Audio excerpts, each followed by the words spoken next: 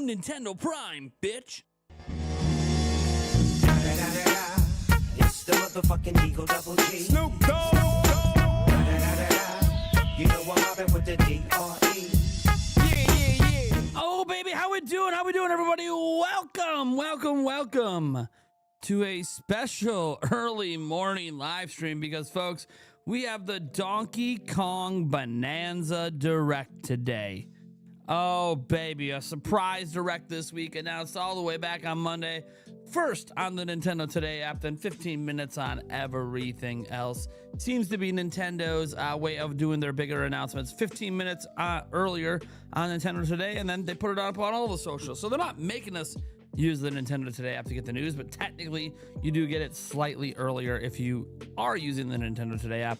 Of course, it's weird because, like, to get the news from the Nintendo Today app, I have to actually open the damn app. It doesn't put a notification on my phone that there was new news. I have all the notifications turned on for it, so the only way to know about it is to be checking the Nintendo Today app when it actually drops. But, you know, what are you going to do? I'm checking the Nintendo Today app right now, actually, just out of curiosity to see if anything's going on here. We got DK Bananza Underground thing. I've seen that already. You know, things about playing Switch games on Switch 2, Link's Awakening medley, Judy's Recital Hall from Animal Crossing, and a copy ability stuff from Kirby. So anyways, pretty exciting stuff. It's kind of weird. I got to be completely honest. It's kind of weird that it is the way that it is. I hear people say my volume is low. I am literally right below peaking. So I think your volume's low. I'm consistently in the yellow, sometimes only a little bit in the green. The green's actually where you want to be because the green is where you give maximum clarity, but I'm actually touching the yellow over and over and over and over and over again. See, you just got to turn up the volume on your end.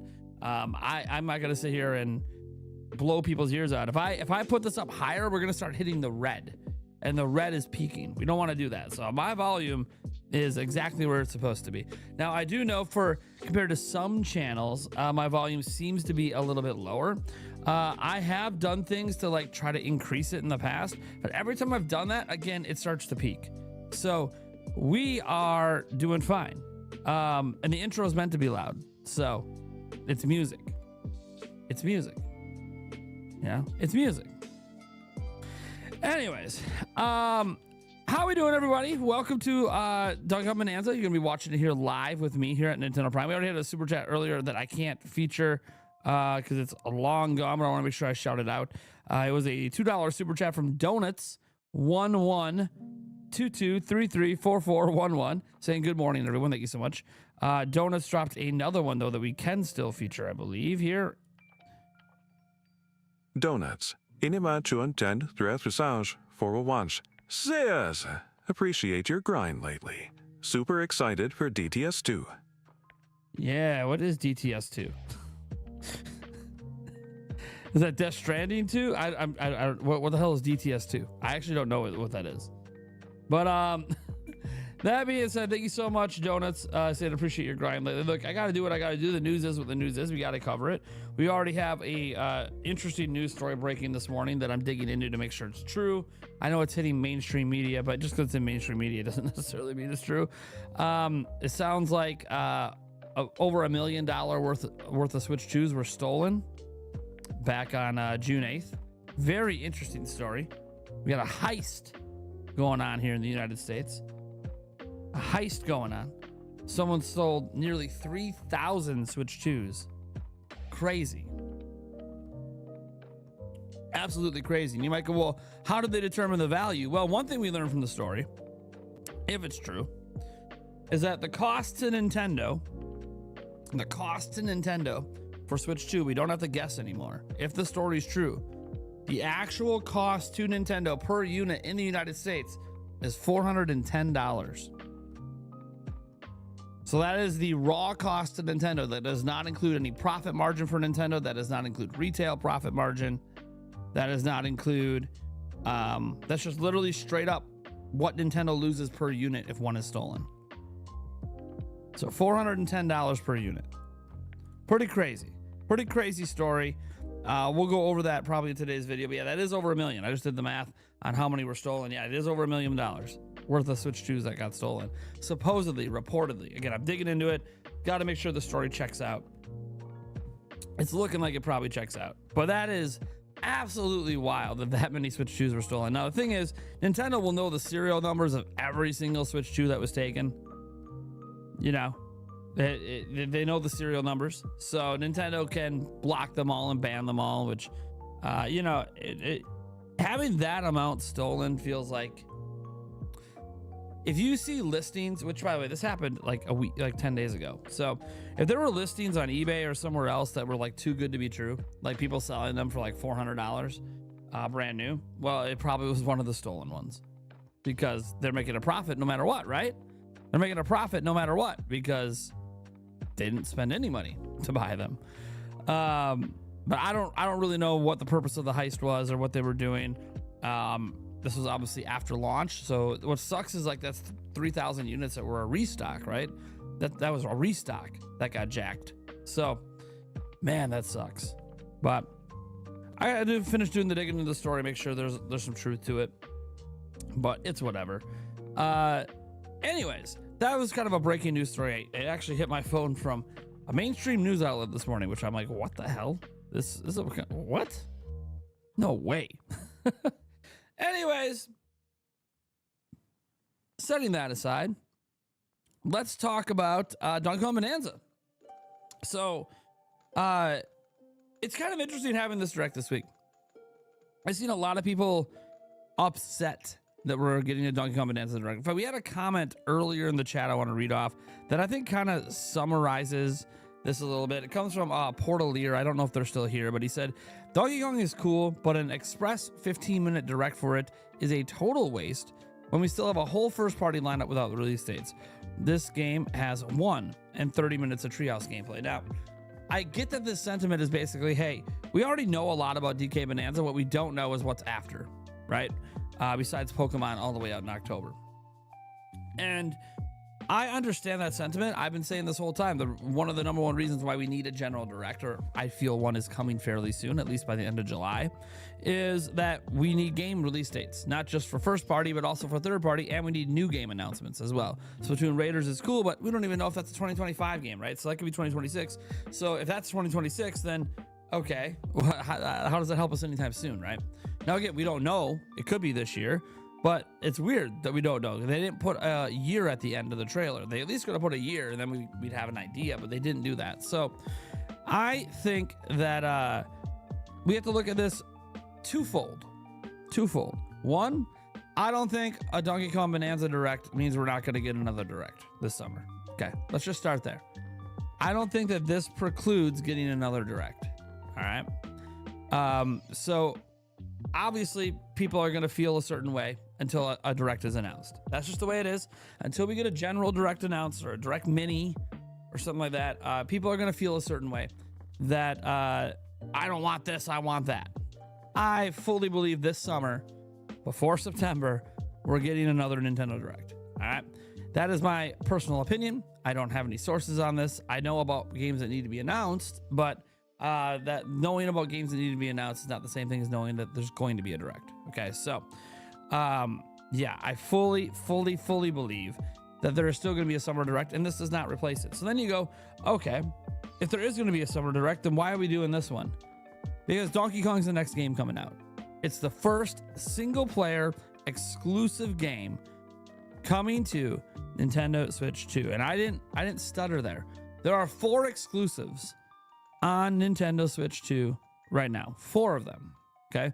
We only ever talk about Mario Kart, but there's actually 4. There's Mario Kart. There's Welcome Tour, which does have multiplayer in it, multiplayer mini games. There is Fast Fusion, which naturally has multiplayer if you want to. And there is Survival Kids, which also is built around multiplayer. So every single exclusive game on Switch 2 right now is a multiplayer game.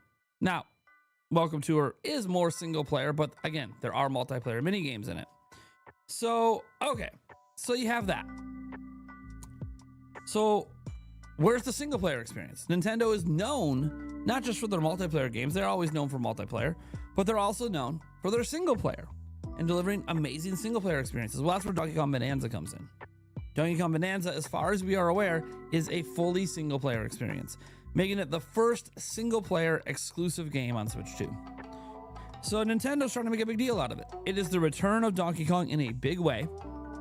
And I mean a big way. I don't mean just like 26 years since we've had a 3D Donkey Kong game. We know that, right? The last one released in 1999. Right? We know it's been a hell of a long time since we've had 3D Donkey Kong. But here's what we do know. Donkey Kong has a massive presence in the Mario movie. So now he's got a massive presence in the Mario universe because of the Mario movie. He's probably going to be a main character in the next Mario movie, right?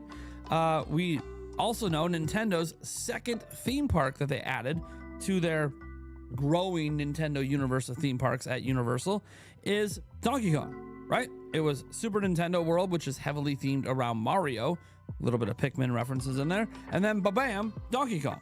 So, okay, they made DK the next big expansion, and then we have this game, So what's interesting is we also, let me look up the date here. Just gotta remember off the top of my head because it's been so damn long since it came out.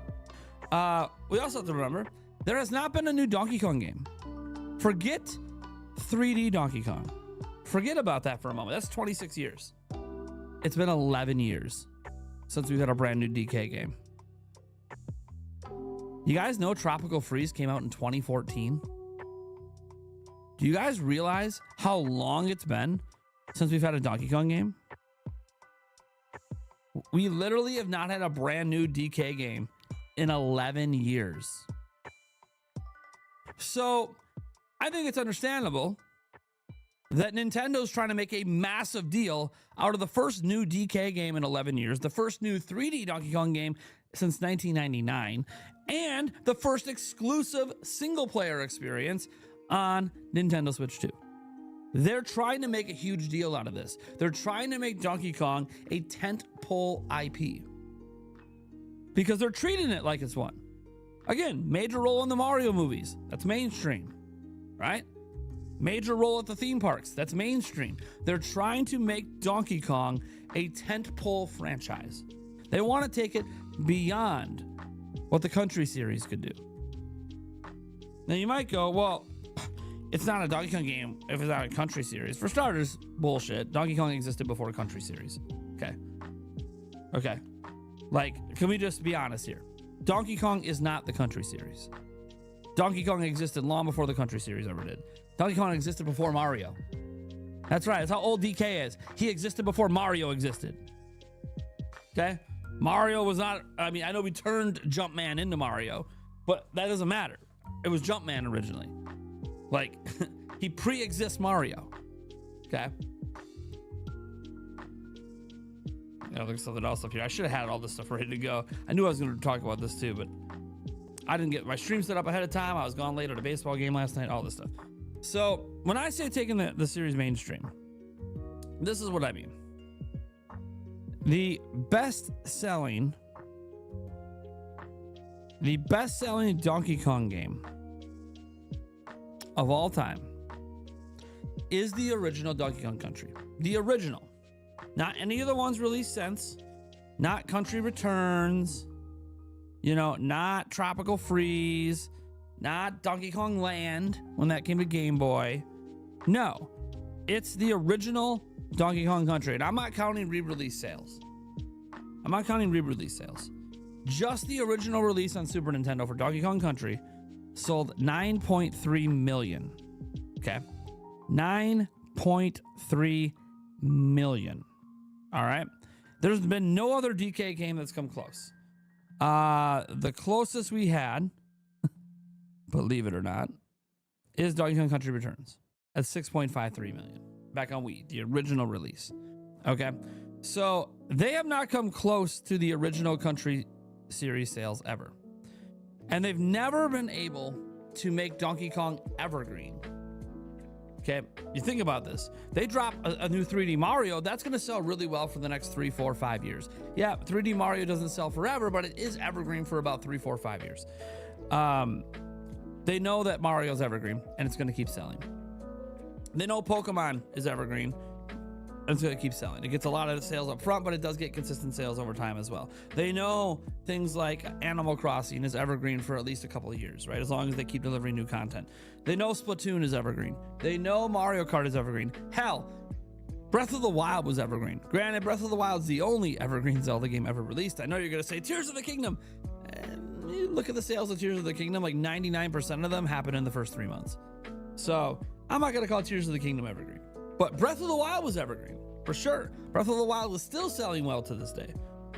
So I do feel like Nintendo is attempting to make this game not just the biggest Donkey Kong game of all time. They're trying to make it evergreen. And one way you do that is by treating the game like it's a really big deal. Like it's a massive deal. And that's what they're doing. You gotta think about it. We obviously have already seen a bunch of footage. We had a really long multiple treehouse play sessions. It was playable at all the Switch 2 experiences. But the thing about everything they've shown about the game, it's been all from the same area of the game. The beginning, right? Pretty much all from like the first couple hours that you're gonna experience playing Donkey Kong Bonanza. And what we really don't see is we have our little rock buddy. What's his name? What's his name? I think Rock's in his name, but what the hell is his name? Odd Rock or something like that? We have our little rock buddy. You know what we haven't seen? Why the fuck do we have a rock buddy? I mean, quite literally, what does he do? What does he add to the gameplay experience? Besides talking. He talks, right? He talks. Well, what else? What does he actually do for the gameplay? I don't know. Do you? Do you know what he does for the gameplay? Because I haven't seen it. I've seen every piece of footage that exists for this game publicly right now. I still don't know what Odd Rock does in the game besides talk. Do you? Seriously, does someone out there know? I literally don't know. Think about that. There's probably massive gameplay mechanics built around Odd Rock. We don't even know what they are. We don't know any of it. We haven't seen it. Everything we've seen is just DK destroying things, DK surfing on rock, DK climbing, DK throwing. We haven't seen anything else gameplay-wise in terms of like mechanics. So if you think about it, whenever we have a companion in these 3D platformers, they always add to the gameplay in some way. You can go all the way back to like Banjo-Kazooie, right? You got Banjo. He is who he is. Then you got Kazooie. Kazooie adds to the gameplay, adds new abilities to the gameplay, right? You can go even Mario Odyssey. Cappy. Cappy's a whole thing in itself. Think about all the gameplay elements Cappy added.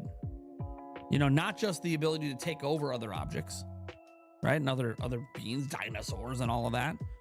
The ability to throw Cappy and use it as an extra way to jump as a platform, right? So traditionally, when you have a companion, they add to the gameplay in a major way. So I think Odd Rock's going to add to the gameplay in a major way. We just don't know yet. I think we're going to see it today. I think we're going to finally see some of what Odd Rock does. I don't think we're going to see everything, but I think we're going to see some of what Odd Rock does today. That is a prediction I have because we have to. Why the hell would you do this direct if you're not going to show us new gameplay elements, right? Also, they're going in a drastic new direction, not just with the design of Donkey Kong. Some people love it, some people hate it. What are you gonna do, right? What are you gonna do? Yeah, a love-hate relationship with redesigns happens all the time. Even though the redesign is actually just taking Donkey Kong back to its roots. I don't know if you guys realize this. Back in the 80s, Donkey Kong was kind of silly. He was a very silly-looking character. I know we see him in the video game. If you look at all the art, if you look at the cartoon series, he's very silly. He's a very silly character. He got super serious when he got redesigned by Rare. But Nintendo's ready to take the Rare creation and set it aside and bring Donkey Kong back to its roots. When he was expressive, when he was silly. And now I'd argue we're seeing a younger Donkey Kong than we've ever seen before. Correct me if I'm wrong there. I'm thinking back on all the DK games. DK was kind of older, kind of like midlife, kind of in his 30s, 40s, if he was human, right? Here, I think this is like a teenager, early 20s kind of Donkey Kong. Still an adult Donkey Kong, like still very much a man ape, but a very young one. And I like that. They're going back and they're rethinking Donkey Kong. Does that mean we're not going to get Diddy Kong? Does that mean we're not going to have all the creations that didn't exist really until Rare redesigned them and made games? I don't know. Like people love Diddy Kong. Is he going to come back? I have no clue. Maybe Donkey Kong Bonanza is a reboot of the whole franchise and Diddy Kong's not even a thing anymore. Now they're doing a whole new characters and stuff. I have no idea, right? Until we see it, we don't know. But I do think that we're going to see some Odd Rock gameplay today. I do think we're going to see a boss fight today. I think it's essential we see what boss fights are like. At least one. You got to tease at least one, in my opinion. And I think the biggest thing they got to show here is that this game is more than just smashing holes in the ground and throwing rocks. Because as much fun as that gameplay was, people are extremely worried about how repetitive it's going to feel. Oh, you just smash the ground and throw rocks and you're just doing the same thing all the time. Like tedious, right? A lot of people think it's just going to be a tedious style of gameplay. You're just doing the same thing over and over with hardly any variety for the next 30 hours. And people are really worried about that. And that's why I think we need to see some of that gameplay variety that I think Odd Rock and even certain levels will bring. The other reason, setting aside the Donkey Kong design that people I've seen critical of DK Bonanza, is they don't like the overall art direction. Set aside the character. They don't like the world design. They think it looks ugly. So let's go look at some DK Bonanza footage. Just to kind of look at this again, right? Let's look at the treehouse stuff. Look at the treehouse stuff. All right, we're gonna mute it because we don't really need to hear them talking and stuff. But when we go look at the treehouse footage, right? So people see this and they're like, "This is ugly," and you go, "Okay, sure." Lots of browns, shimmering, not really visually appealing per se, right? That's the beginning of probably the beginning of the whole game, if we're completely honest.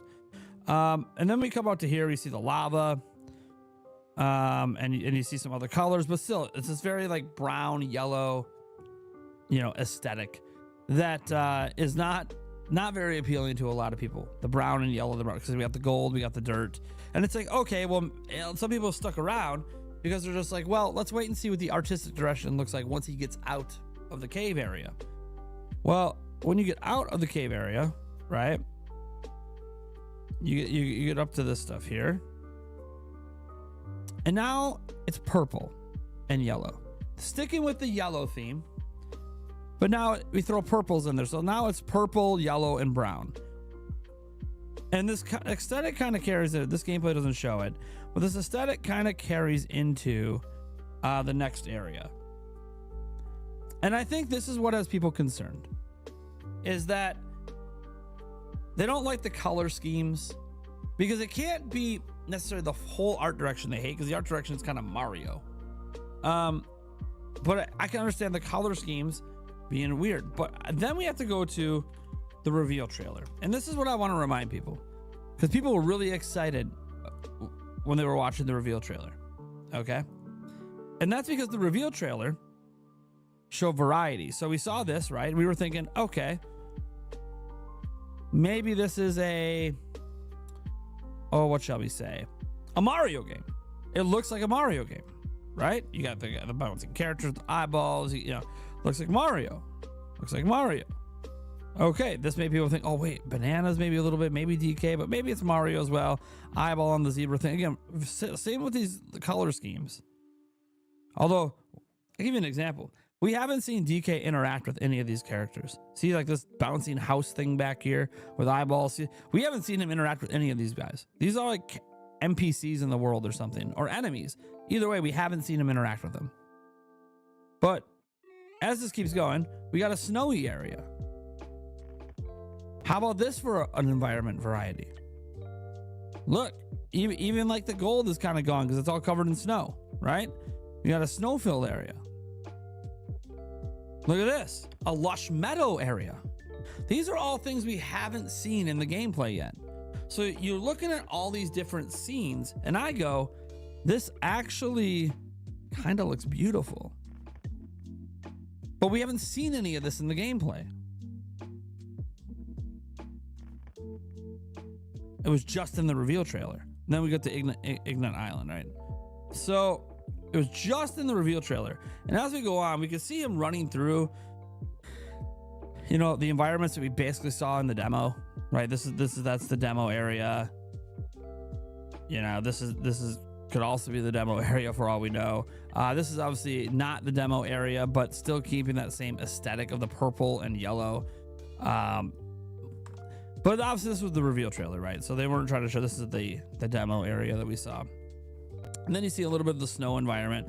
But the thing is, in everything he's doing, it's all the same thing, right? He's punching, he's throwing, he's destroying, he's destructive.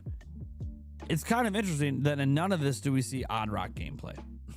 So I find it fascinating to figure out what Odd Rock does. I find it fascinating to figure out how good this game can look. I think it looks pretty, but I know not everyone's going to be into the aesthetic, no matter what I say, and that's fine. You know, beauty is in the eye of the beholder with games like this. So I can't make people like the aesthetic. But these are just complaints I've seen. Personally, though, I'm not really that worried about the game.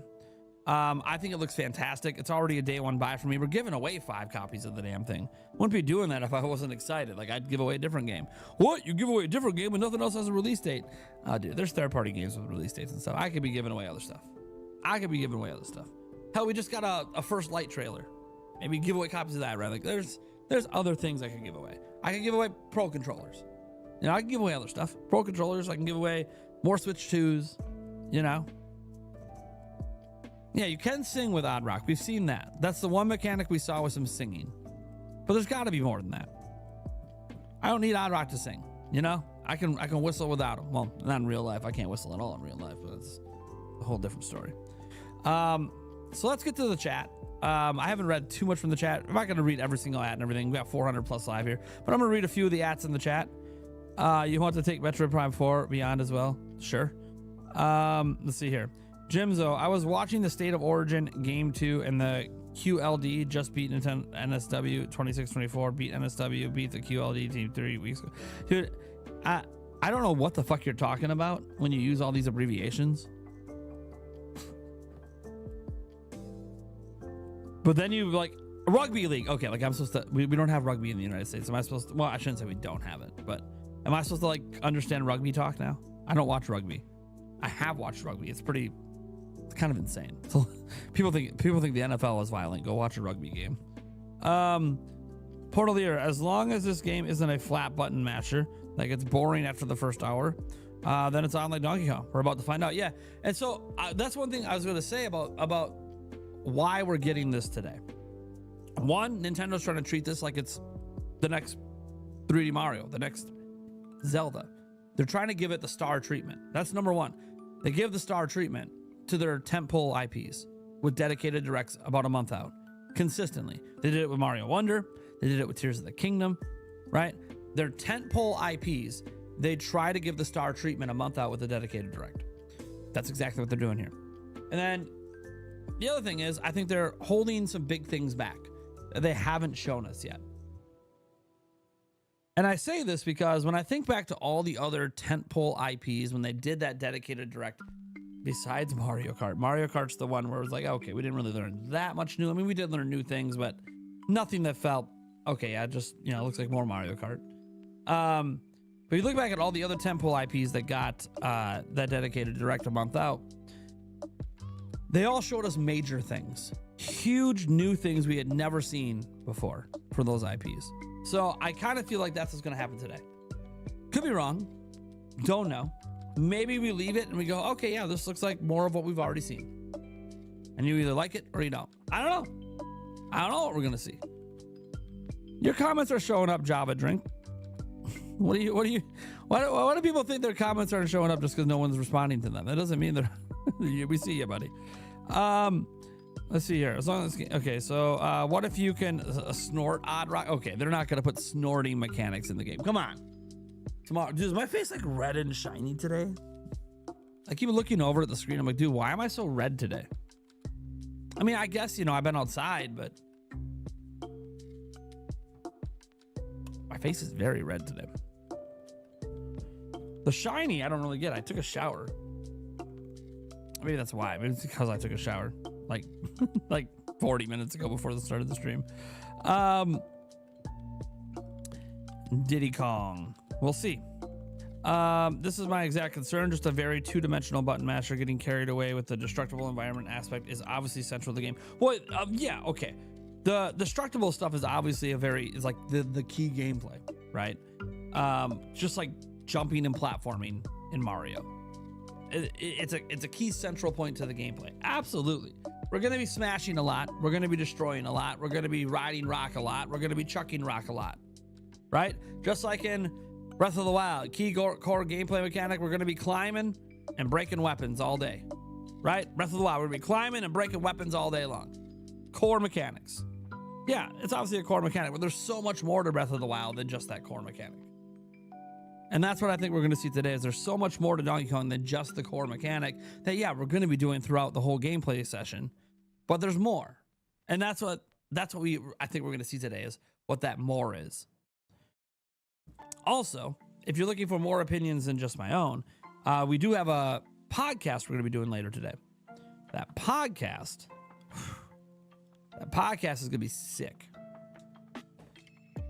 Okay. We have a huge show. We got 3 guests. And obviously this direct is a huge, huge part of the show. So stay tuned. You're going to hear a lot of thoughts on DK today. Not just from me. And it's going to be after we've all had time to digest. There's always additional news after these directs, by the way. If you guys didn't know, like additional screenshots drop. Sometimes interviews drop and all this other stuff. So normally when you get one of these big directs, there's always like extra news after the fact as well. And we'll have all of that before we get to our show tonight. And we have other things we could talk about as well. I've got some other things I'd like to talk about with the podcast crew tonight. We got lots of Switch 2 stuff going on. Which of course we do. The damn thing's out. Including the conversation of where the hell is the real direct. I'm sure we'll talk about that tonight. Joey Pitts said, I put a direct bingo card in Discord. You're doing a bingo card for just a single game? I mean, it's fine. You can. Who am I to tell you? This is the bingo card, by the way. Wrinkly Kong, Kremlings, Diddy Kong, Banana Birds, Naughty. Banana Birds is on there twice. Swanky Kong. His free space is up high for some reason. Engelard Radley, Kitty Kong, Northern Cremisphere. Elf the Elephant, DK Coin, Tiny Kong, Brother Bear, Squitter, Funky Kong, King K. Rool, Pauline, Claptrap, Candy Kong, Dixie Kong, Winky, Chuggy. I don't know. All right. He's thinking we're going to see a lot of Kongs, apparently.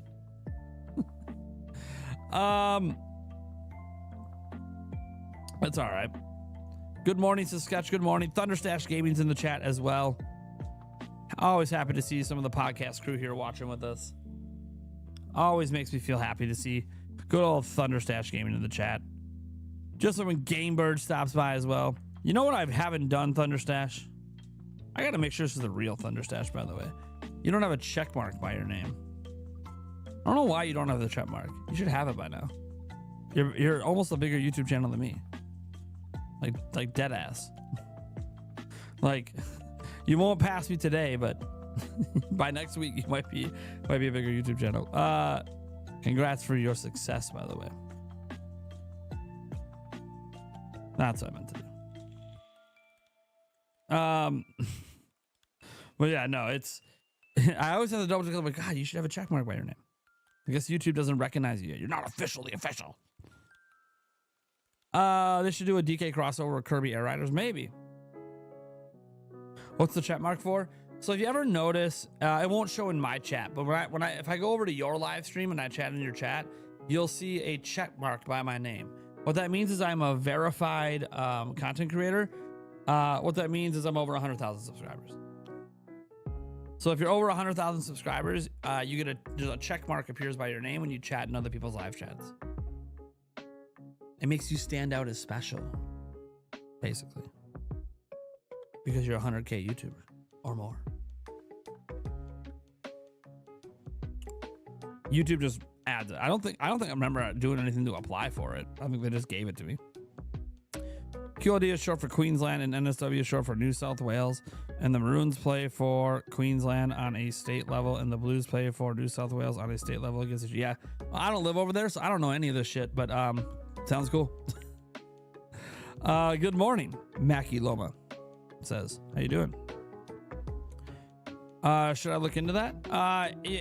You can. How to get my check mark on YouTube? I don't remember doing anything to get it though. Maybe I did. Okay, see, there's certain requirements.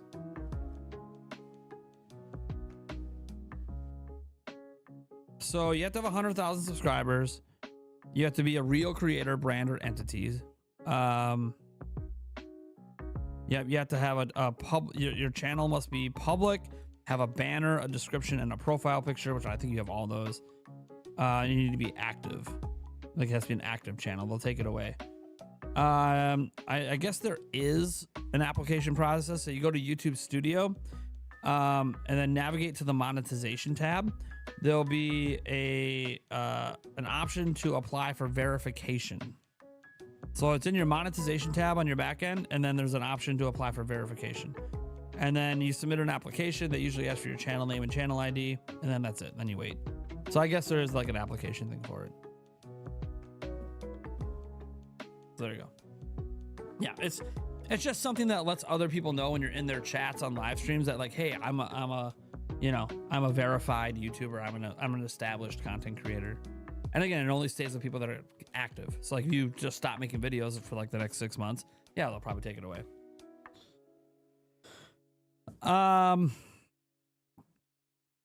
Let's see here. So yeah, like me, when I'm in your chat, I have a check mark by my name. When I'm in anyone's chat, what it really does, like I think the bigger thing is to like let the chat know.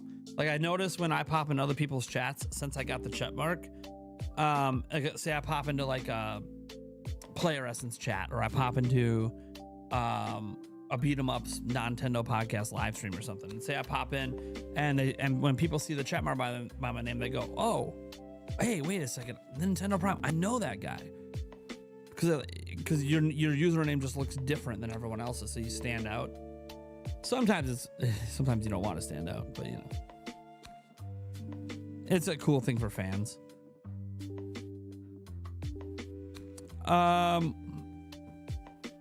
And my channel, I just made you a mod. I wanted everyone on the podcast to be a mod on my channel. I was like, you were the only one. I kept forgetting to grab your username and make you a mod. I'm like, I wanted because you know we run the podcast together, and like obviously my channel gets a lot of the views for it, but your channel does as well. So like I wanted to make sure we all could moderate stuff if we needed to.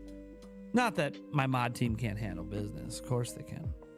My mod team does a fairly good job. But Gamebird and Eric are mods. How could the Stash Man not be in a mod? Come on, he needs a special blue username. I think, well, it could be gray. I think it's dude, I don't know. The usernames are different colors on different platforms. It's weird. I'm here to regulate if you need me. Regulators. Yeah. You assholes, look out.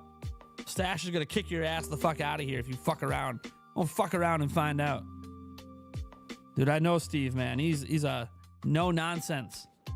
Fuck around, get the fuck out of here. He ain't got time for your shit. He really doesn't. He's a super nice guy. But he ain't dealing with people's bullshit. Get the fuck out of here.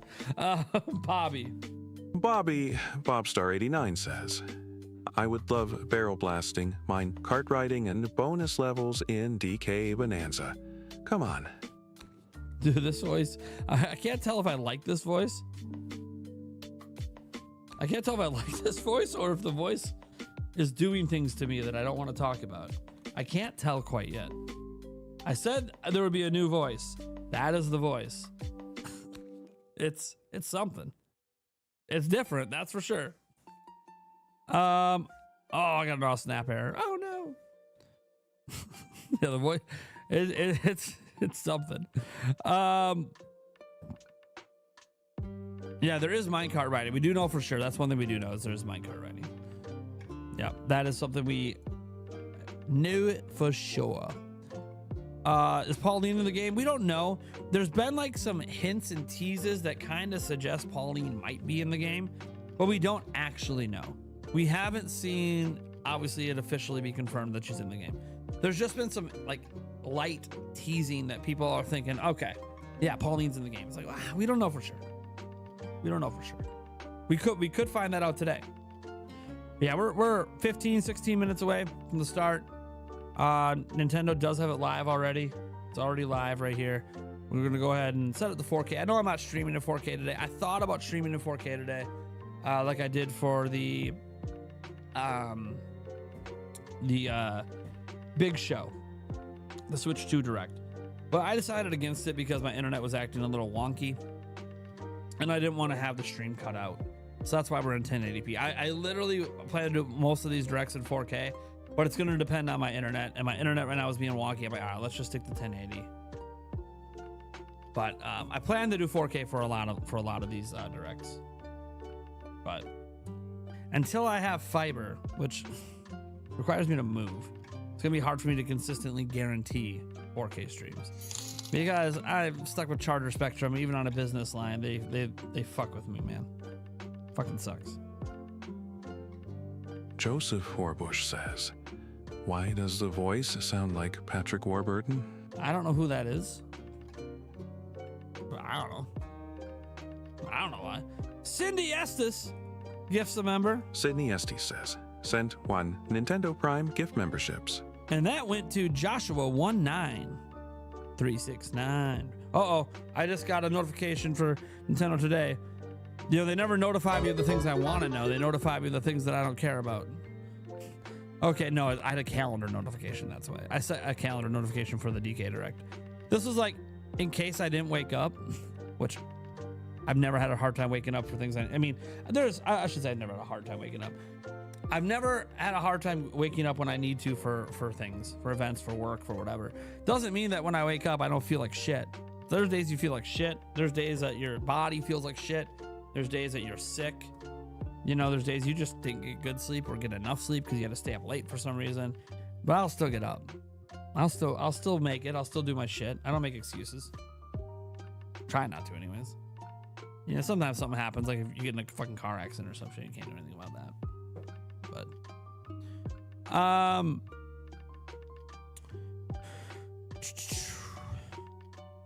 But I did have that. I had a second alarm set off the calendar notification for DK Bonanza just in case. I decided, fuck it, I ain't live streaming until like 10 minutes before it starts. Because I didn't have a live stream set up.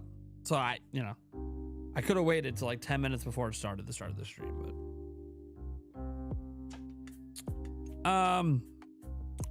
done lots of voice work, including Joe on Family Guy. Oh, that's probably the one that I know the most. That is Joe on Family Guy. Putty from Seinfeld. I don't remember Putty, but Joe from Family Guy I remember. I'm sure if I went back and saw the episode of Putty, you know, saw some episodes, I'd be like, oh, it's that guy. But because I've seen every episode of Seinfeld, but I don't remember all the characters and stuff. Wait, Nintendo Prime, how is your Switch 2 doing? It's doing great. It's doing great. Amazing, I dare say. Here it is, Wednesday. I wonder what we're going to get. That Red Dead announcement. I don't know. He said, you know, by Friday. So you would assume today, tomorrow, obviously Friday at the latest.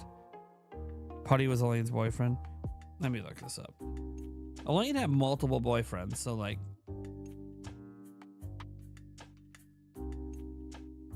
That's the thing. Like she dated multiple people throughout the show. Ah, okay. Yeah, I know that guy. He's also Kronk. He also voices Kronk from Emperor's New Groove. Okay, I didn't know that was his name. I literally didn't know that was his name.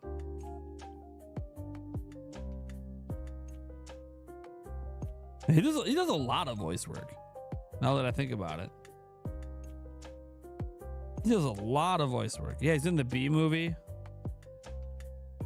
but he literally does a lot of voice work. He did Kronk. He did Ken, the B movie. I know he was also in Men in Black briefly.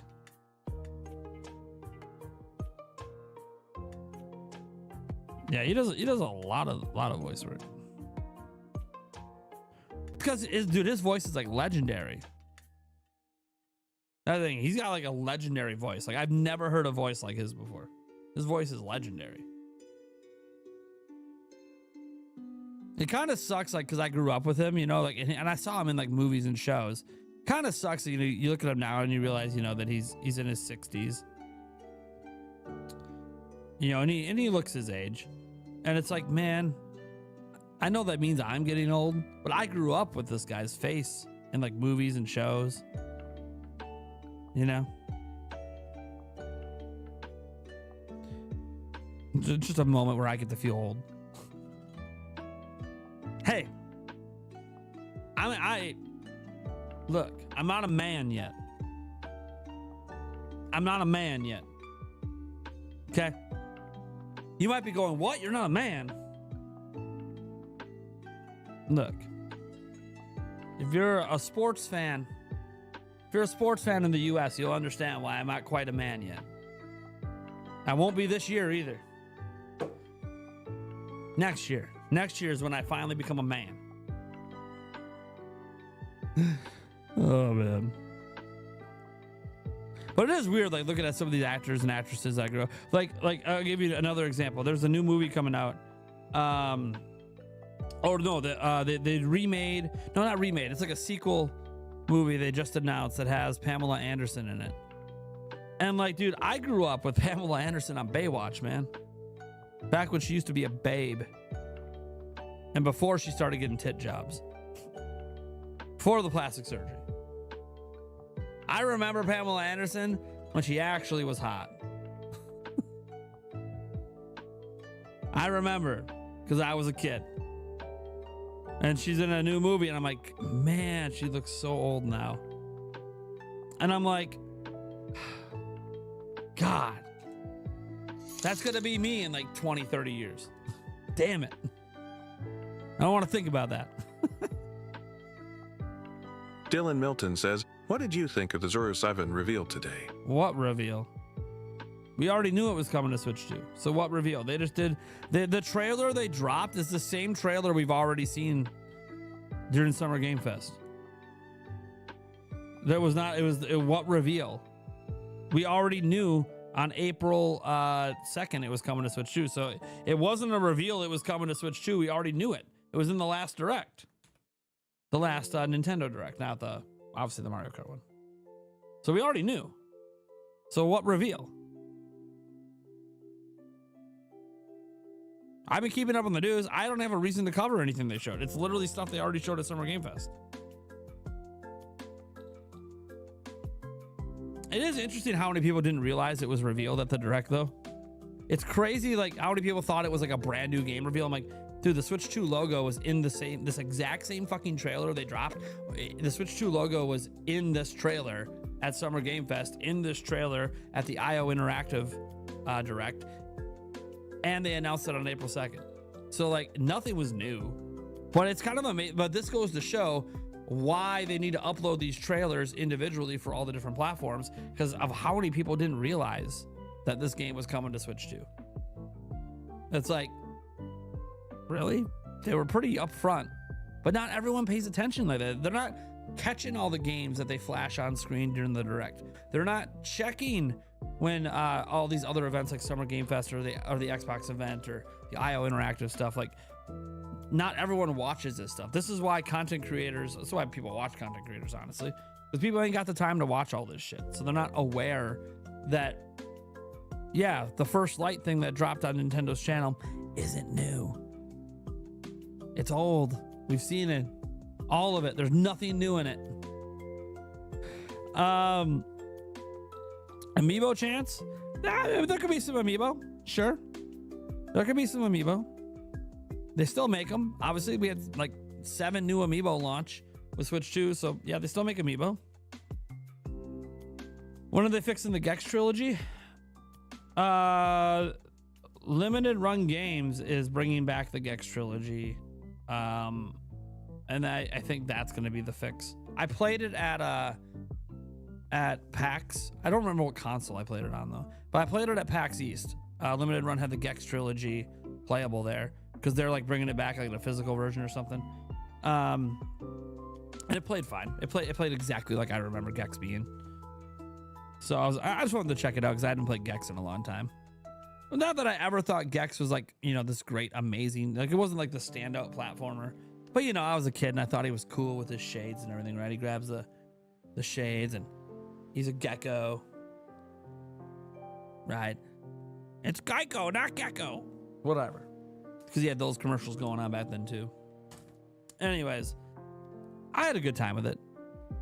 I mean, I beat all 3 games, so like obviously I enjoyed Gex, but it wasn't, you know, it's not one of those games I think back on that often until someone else brings it up. Karkin says audio only to avoid spoilers, cautiously optimistic. Why was that so excited? Oh, Karkun says! Why was it so excited? Karkun, the new voice loves you apparently. Oh, Karkun says! Karkun! Karkun says! It's because you're audio only. I wanted to give you some oral bliss. Some oral bliss. It was excited to see you. So random. That's why I like using this AI voice to read super chats. It's so hilarious. I never know what it's gonna do.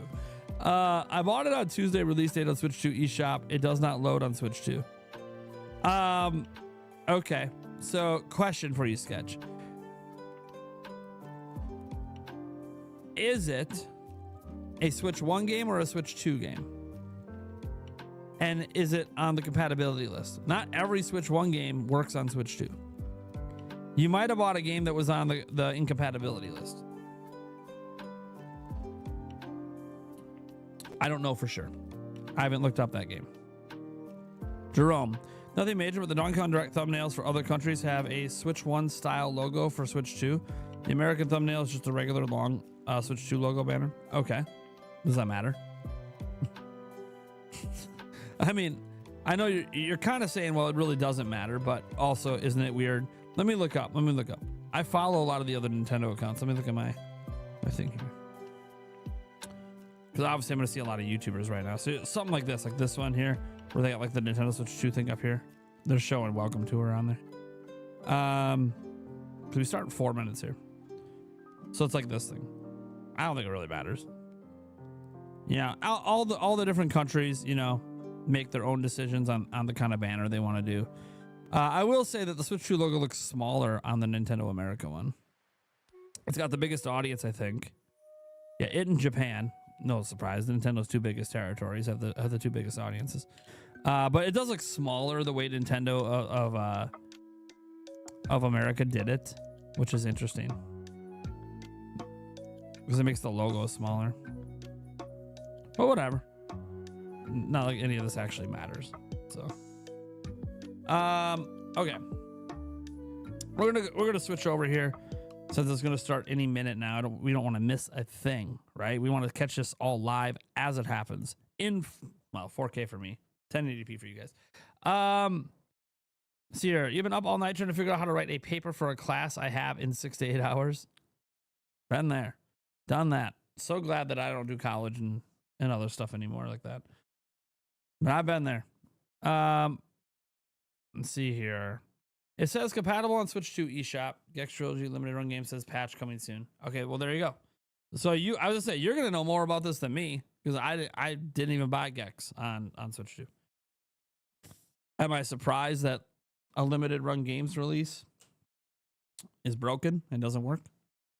Dude, limited run games, man. I love the idea of limited run games. Their execution isn't always the best. No offense, limited run games. Probably why we'll never work together because I'm openly critical of your execution. There's a person the other day that bought a copy of Worms, the physical version, like 3 years ago. Still hasn't gotten it. Other people got it, but not them. And all their reps keep telling them is, oh yeah, we're sorry, we're working on it. And that's like one of a billion horror stories of people dealing with limited run games. So, am I surprised they released a game that's supposed to be compatible with Switch 2 and then it doesn't work? Like, limited run games has a really, really bad reputation with delivering consistently. The funny thing is, they'll deliver to content creators, no problem. If I want games from limited run games, they make sure I get it. It's, oh man. It's a shame. It's a shame because I believe in what limited run games is doing overall, but it's a shame they're especially at this point. I can understand the execution being rough out the gate when they first started doing it. Dude, it's 2025. They've been doing this almost a decade. There's no reason for it to still be as bad as it is. They've been around long enough. They got money.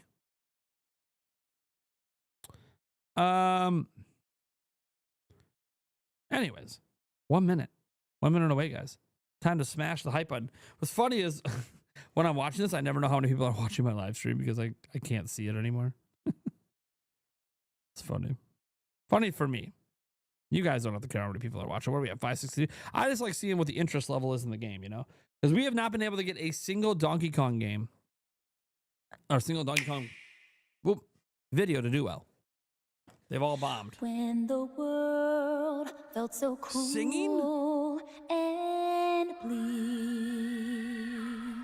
when the hole looked so dark and deep, hard as rock, cold as stone, I was scared alone.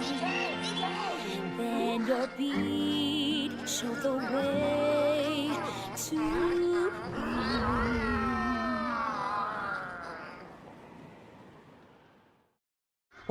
Why is it so emotional? Are they about to do a concert?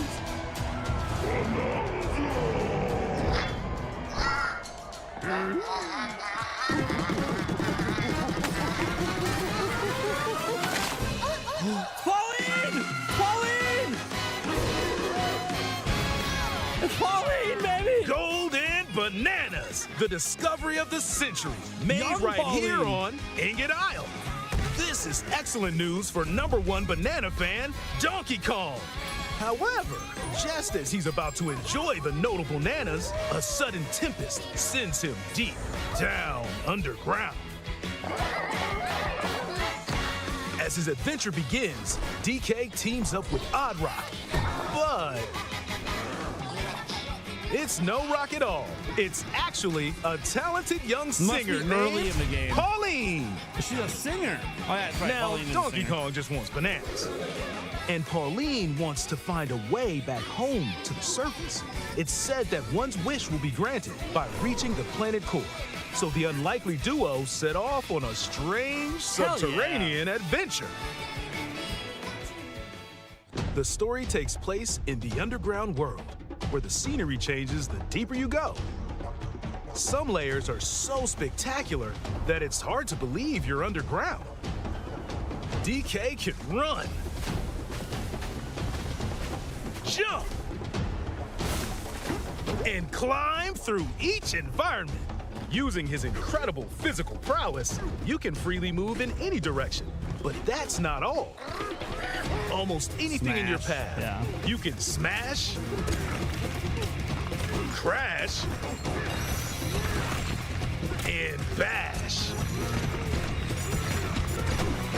You can even do this to a massive rock formation. You know, if you want. As you barrel through obstacles in your path, you'll also collect golden bananas known as Banandium gems. Banana. More on those later. Let's take a look at some of the things this Kong can do. Punch. Smash enemies. Walls. The ground. And most things you can get your hands on with incredible force. Destruction can lead to discoveries. So set off a chain reaction and see what happens. Dive punch. Unleash a powerful punch directly downward. How deep you punch into the ground depends on the strength of the terrain. Roll forward. Roll at high speed and send lighter objects soaring. Combine this with punches and jumps to really mix things up. Hand slap. Make some noise to collect scattered items or detect hidden objects using sonar. You can even use your feet when your hands are occupied. Tear off. Grab a chunk of terrain and tear it off. Or tear up turnips to find items. And even tear chunks off your foes. Swing. Grab a chunk and swing it to attack. One more! Harder chunks can be used to break stone with ease. Or smash spiky thorns. Chunk jump. Use a chunk to double jump. This will help you reach new heights. Reminds me of throwing Yoshi. Throw a chunk. Or aim at a target like this. Throwing a boom rock or gold can have explosive effects. If you throw chunks made of softer material, you can stick them to a surface and pile them up. Oh, I like that. Turf serve. Oh, that's cool. This lets you ride on chunks. Speed up and aim for smaller enemies to knock them away. Make music. The power of Pauline's singing will help show you the way. It can also remove these strange seals that someone left behind. You do it, DK? You never know what you'll discover in the underground world. Bring the classes back. So carve your own path with DK's abilities.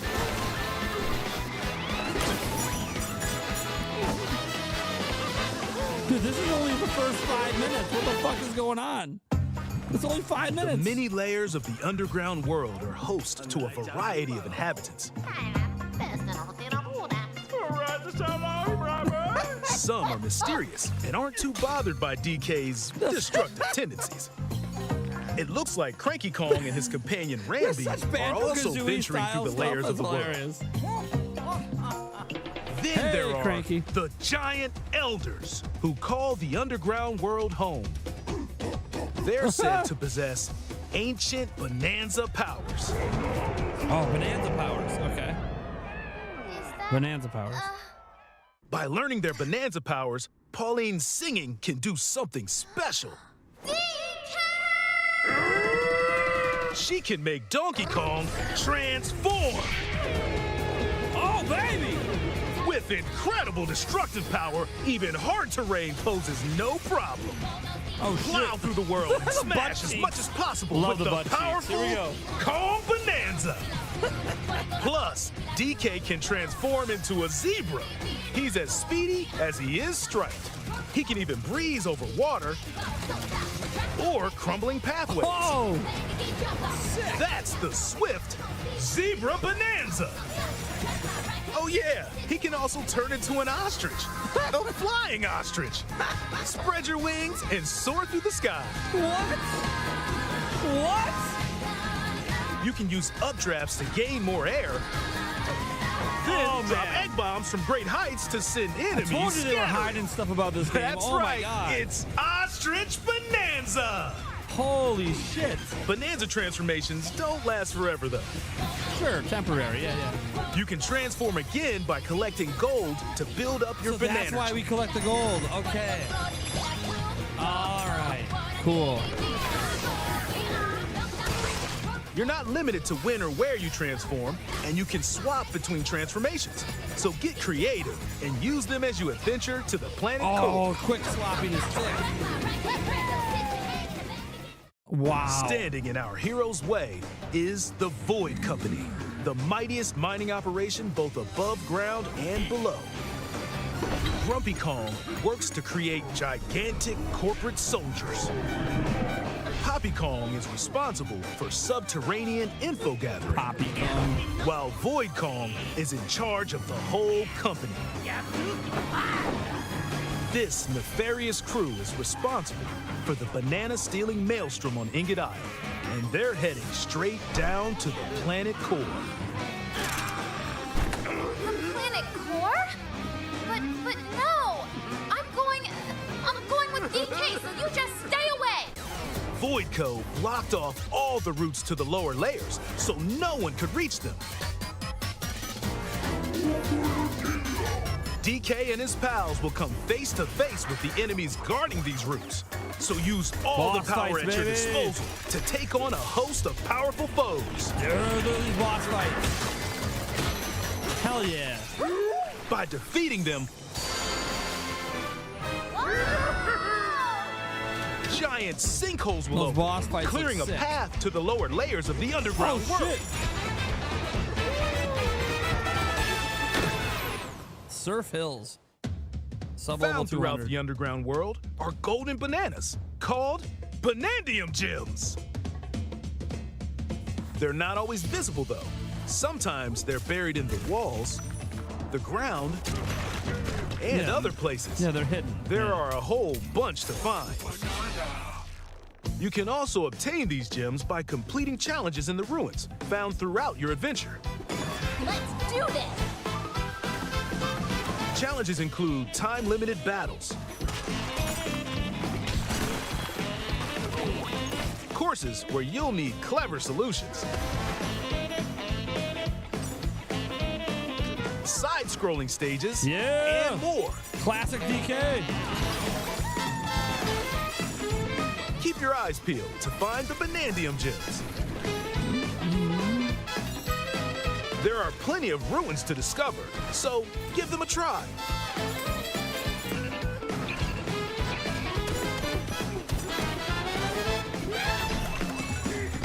Challenge course runes, baby. Sick.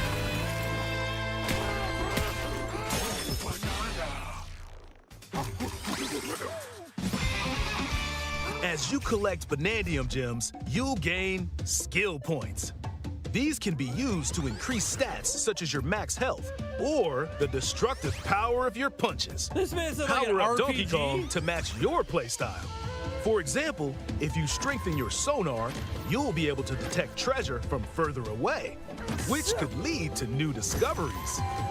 Oh, man. Or use skill points to learn new skills.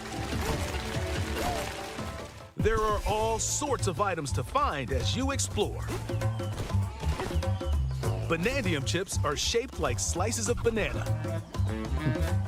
And they can be traded for Those are Banandium coins, gems like at coins, the chip yeah. exchange. These gold nuggets are, unsurprisingly, called gold. You can exchange gold for useful items at the stuff shop. Wait, so you can buy stuff with it or use it to power up your abilities? Okay. There are fossils too. Good one! You can trade these for different fashions at local style shops. Oh, you change your clothes. Just Okay. open the closet and customize the perfect fits for Donkey Kong and Pauline. That's cool. Or even change up your fur color. People are going to have a No lot of look fun is with too that. much for Donkey Kong or too little. Almost every article of clothing comes with its own benefits. So mix and match your look to suit the situation.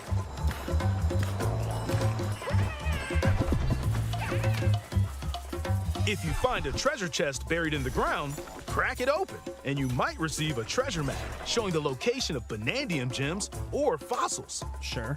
Their Okay. locations will be marked on your map. Sure. Pretty helpful for finding collectibles. That's fine. Okay. You can also see which fossils and Banandium gems you've collected, making it easy to see how close you are to completion. Oh my god. This There's is plenty more to do in the underground world when not adventuring. people are gonna try to Need a 100% rest? this game. That's for Carve sure. out a space and enjoy a getaway where you can recover in bed. And enjoy listening to tunes with the music player. You might even find new discs when defeating enemies. Hell yeah. When it comes to moving Donkey between Kong. layers, subterranean eels have your back. Donkey Kong is here. Oh my god, they These put it in. elevators The will DK help rap, you baby. easily move between layers you visited at any time. They brought it And if back. you get lost, no need to worry. You can They brought it always back. teleport within the layer you're currently Could we exploring. teleport there?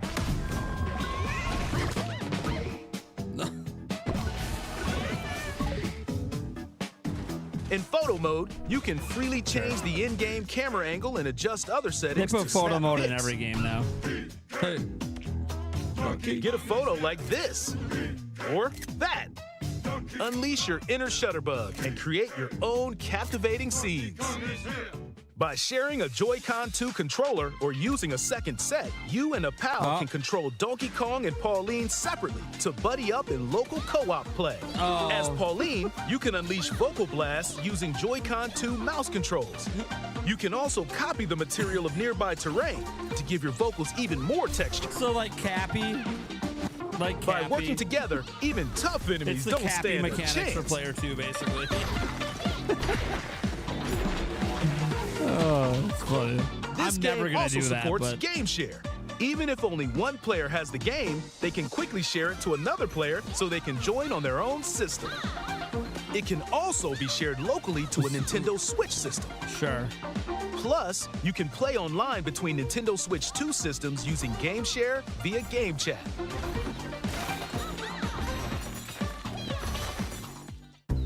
If you need a little help with all the platforming action, Assist Mode is the way to play. Okay, so they have an easy It mode. guides you in the right direction, Yeah.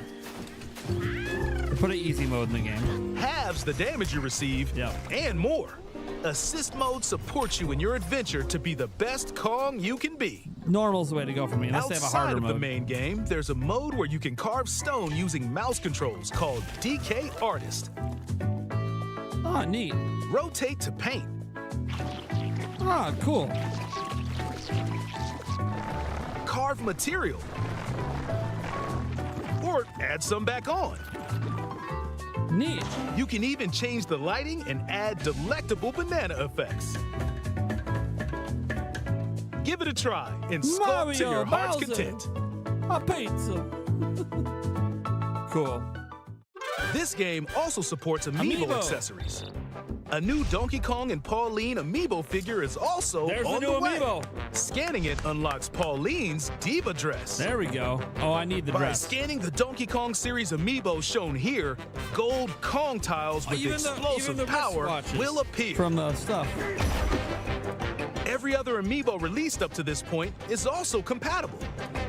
What? If you scan them, you'll get giant spheres like these. Oh, okay. Look at us, DK. I love to sing more than anything. I have this dream. Oh, maybe if we get to the surface, you and me, we can make it more than a dream. We're breaking through, down to the core. No stopping us, not any. Get him, DK! Inside the zone, I found the key. Join the powerful Donkey Kong and the talented singer Pauline as they set out on an adventure to the fabled planet core. My own special power? DK! Why are they... What's up with Nintendo and like the Donkey catching- Kong Bonanza. Available Nintendo- July 17th only on Nintendo Switch did 2. that with Zelda. Don't do this Pre-orders to me, are available DK. now on Nintendo eShop. The Donkey Kong and Pauline amiibo will also be available July 17th. Of course it is. Wow.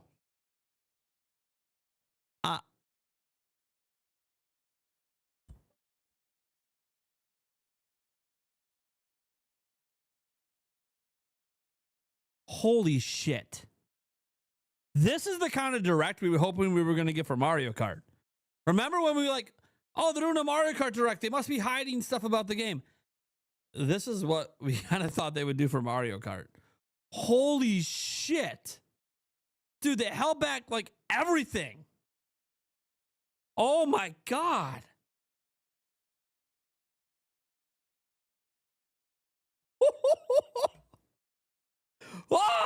Oh, dude, we got to start rewatching. No, we got to rewatch it. No, we only watched it once. We only watched it once. We got to watch again. We got to watch again. This is something you can't just watch once. We got to watch this again. Felt so cruel. I got to get a, oh my God. Dude, we have so much to talk about tonight, Stash. Holy shit. Dude, they hit like everything. Oh my God. Heart is rock, cold as stone. I was scared, alone. Then your beat showed the way to me. Holy shit. That's like an A++ direct.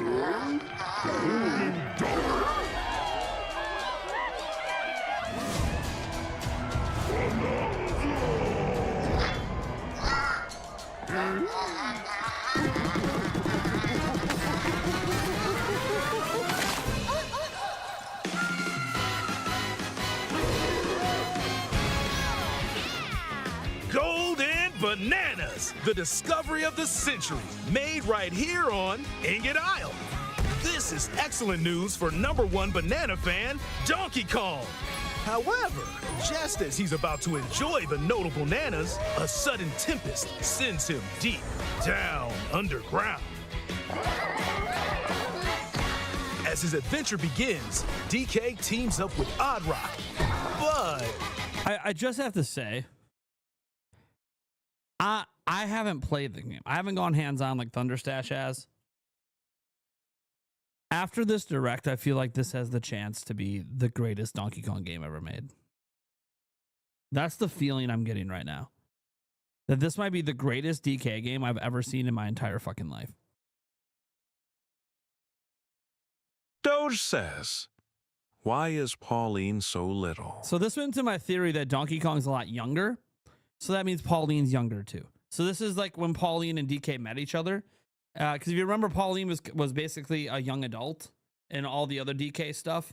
And obviously in Mario, where she was established in Mario Odyssey. So with DK being so much younger, it would make sense that Pauline would be younger because this is when DK met Pauline. So it all kind of makes sense. If you think about the fact that DK is so young, then if Pauline's in the game, she would be young too. it's no rock at all. It's actually a talented young singer named Pauline. Now, Donkey Kong just wants bananas. And Pauline wants to find a way back home to the surface. It's said that one's wish will be granted by reaching the planet core. By the way, I'm trying to pay attention to like some of the smaller details that I usually miss the first time through. So the unlikely duo set off on a strange subterranean adventure. The story takes place in the underground world, where the scenery changes the deeper you go. Some layers are so spectacular that it's hard to believe you're underground. DK can run, jump, and climb through each environment. Using his incredible physical prowess, I got a feeling like when people were watching it to this point, they're just like, oh, they're just showing the same gameplay elements we already had. You know, like, you know, I'm not sold. Yeah, Pauline's in it. Is that why they did the direct, just because of Pauline? I bet you at this point there were some people being like, can freely move in any direction. But They had no idea what was about to come their way. that's not all. Almost anything in your path, you can smash, crash, and bash. You can even do this to a massive rock formation. You know, if you want. As you barrel through obstacles in your path, you'll also collect golden bananas known as Banandium gems. More on those later. Let's take a look at some of the things this Kong can do. Punch. Smash enemies. Walls. By the way, is this a sign of what Nintendo games are going to be this generation? This game is setting an incredibly high bar if it holds up once we play it. If this game holds up when we play it, this bar is set so fucking high. I thought it was already set high with Breath of the Wild and Mario Odyssey back in 2017. What the fuck? The ground. And most things you can get your hands on with incredible force. Destruction can lead to discoveries. So set off a chain reaction and see what happens. Dive punch. Unleash a powerful punch directly downward. How deep you punch into the ground depends. The frame rate looks janky. Do you mean like when he does the punching and the contact frame rate?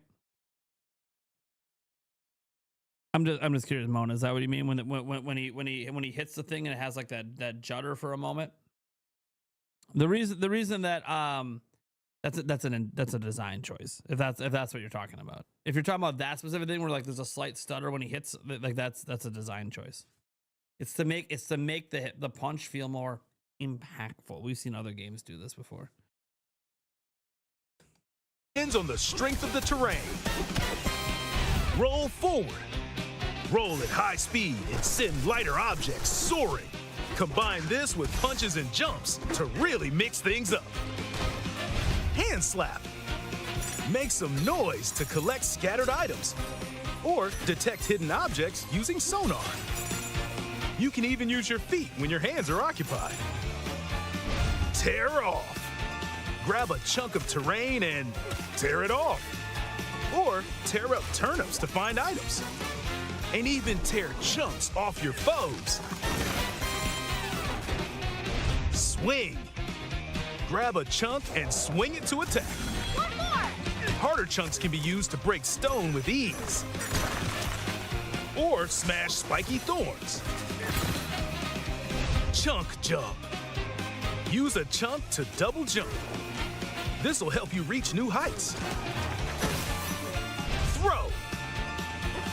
Throw a chunk. Or aim at a target like this. Throwing a boom rock or gold can have explosive effects. If you throw chunks made of softer material, you can stick them. This was like the first time here where they showed like a new gameplay element, right? Because up until this point, it was like, oh, these are all sort of things we sort of knew we could already do. And then here we're like, oh shit, we can build things like out of sand. That's kind of badass. To a surface and pile them up. Turf serve.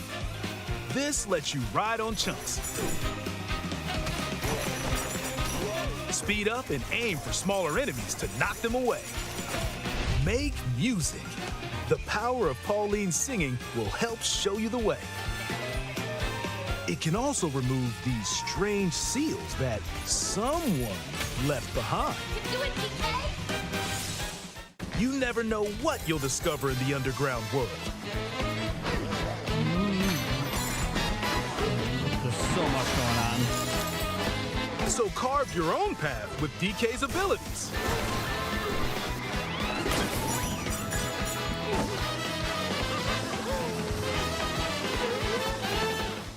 He looks so happy going up like The that. many layers of the underground world are host to a variety of inhabitants. Dude, yeah, the music, dude. They crush the music. Even if this game isn't for you, you gotta be, MX Jake dude, the says. music's great. Madi Hess. Himmusisa. Okay, can't say the music. Got it. Anyways, yeah, dude, they crush the music.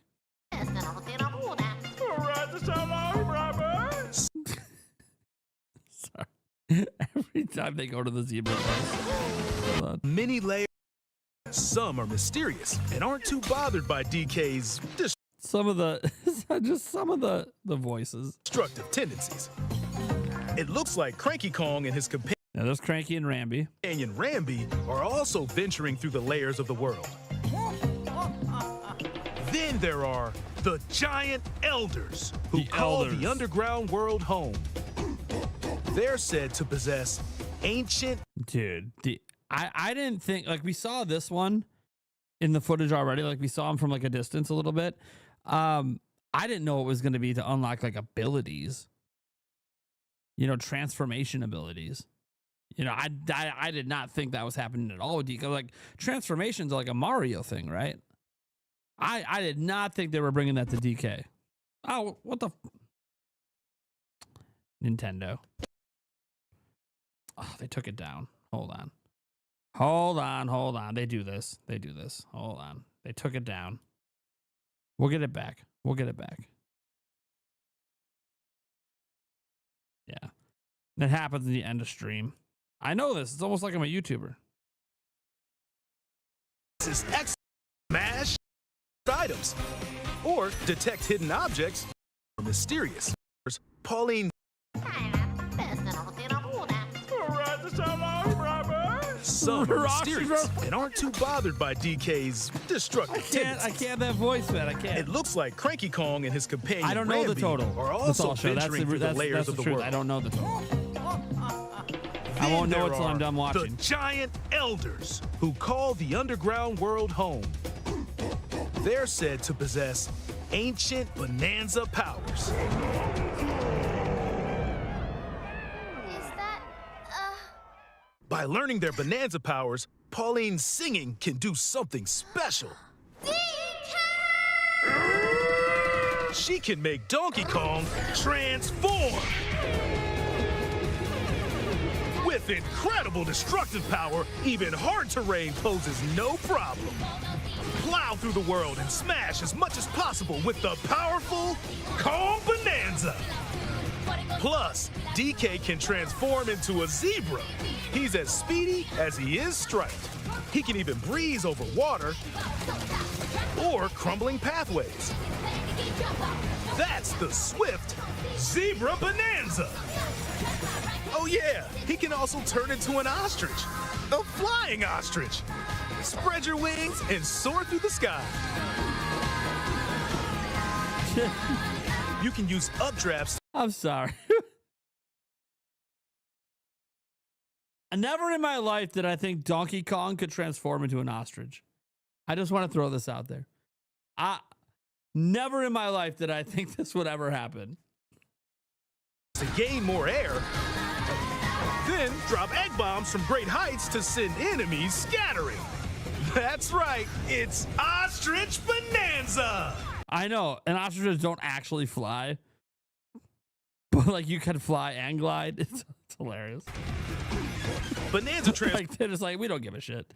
This is our game. Ostriches fly and glide. transformations don't last forever, though. You can transform again by collecting gold to build up your Bananergy. Bananergy. Yeah, get my Bananergy going. You're not limited to when or where you transform, and you can swap between transformations. So get creative and use them as you adventure to the planet core. This is just incredible, man. This is so awesome. Standing in our hero's way is the Void Company, the mightiest mining operation both above ground and below. Grumpy Kong works to create gigantic corporate soldiers. Poppy Kong is responsible for subterranean info gathering, while Void Kong is in charge of the whole company. This nefarious crew is responsible for the banana stealing maelstrom on Ingot Isle, and they're heading straight down to the planet core. Oh, I love how every time like there's an ability that makes a character really strong, we call it Super Saiyan. Like, I've seen it in the chat several times. I'm surprised Super Saiyan DK does. I'm like, do we just forget that, like, Popeye used to take spinach and become super strong long before Super Saiyan was a thing? Like, that was the thing, like, way back in the day. Popeye the Sailor Man pops his spinach, and now he's, like, ultra strong. That's basically what's going on in DK. But we got to call it Super Saiyan because it happens. You know what I mean? It's funny. It's just funny. But no! I'm going with DK, so you just stay away! Void Code blocked off all the routes to the lower layers, so no one could reach them. By the way, I just totally aged myself by bringing up Popeye the Sailor Man. DK and his pals will come face to face with the enemies guarding these routes. So use all the power at your disposal to take on a host of powerful foes. By defeating them, giant sinkholes will open, clearing a path to the lower layers of the underground world. No, my kids have no fucking clue who Popeye is. He hasn't mattered in like 40 years. Found throughout the underground world are golden bananas called Banandium gems. They're not always visible though. Sometimes they're buried in the walls, the ground, and other places. There are a whole bunch to find. You can also obtain these gems by completing challenges in the ruins. Yeah, that's why I knew about Popeye. It was because of the 80s cartoons. Found throughout your adventure. Let's do this! Challenges. Dude, these challenges are going to be sick. They're only showing us a handful of them, dude. There's going to be so many of these challenge courses. It's going to rock. Yeah, it's kind of like shrines, sort of, yeah. But these ones look like tons of variety. These include time-limited battles, courses where you'll need clever solutions, side-scrolling stages, and No, my kids don't know who Gumby is. Guys, if the character didn't exist, if the character existed before SpongeBob, my kids don't know who it is. more. Keep your eyes peeled to find the Banandium gems. There are plenty of ruins to discover, so give them a try. Hell, my children, I don't even know if my children know who the Teenage Mutant Ninja Turtles are. And they're still relevant today. And I still don't think my kids never grew up with TMNT. So I don't even know if they know that.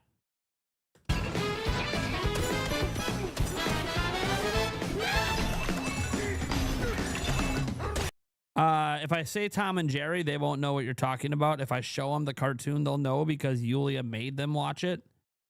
But they don't actually know who Tom and Jerry is off the top of their heads. They have no fond memories of it.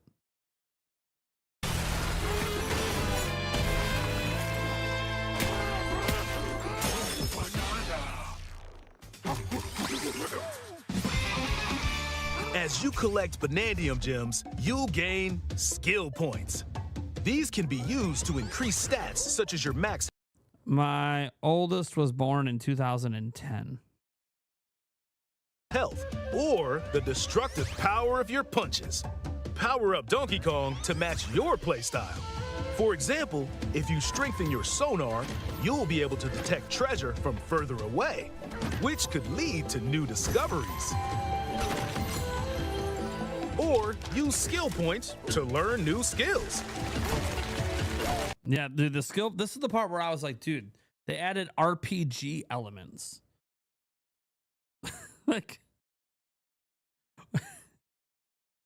Fuck yeah. There are all sorts of items to find as you explore. Banandium chips are shaped like slices of banana. And they can be traded for Banandium gems at the chip exchange. These gold nuggets are, unsurprisingly, called gold. Dude, this You can game. exchange gold for useful items at the stuff shop. There are fossils too. Good one! You can trade these for different fashions at local style shops. Just open the closet and customize the perfect fits for Donkey Kong and Pauline. Or even change up your fur color. No look is too much for Donkey Kong or too little. Almost every article of clothing comes with its own benefits, so mix and match your look to suit the situation. What are the benefits? They're saying like every look has a new. I didn't catch that the first. So they're saying every look has benefits. But what are the benefits? Like, so you're saying you can't do this stuff if you don't put costumes on? You know what I mean? What are the benefits? Is it like stat increases?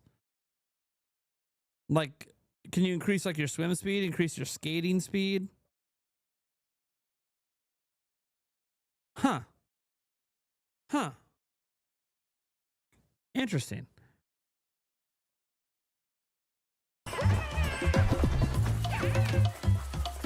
If you find a treasure chest buried in the ground, crack it open, and you might... They showed it in the dressing room? Hold on. This is what I mean. This is why you got to rewatch.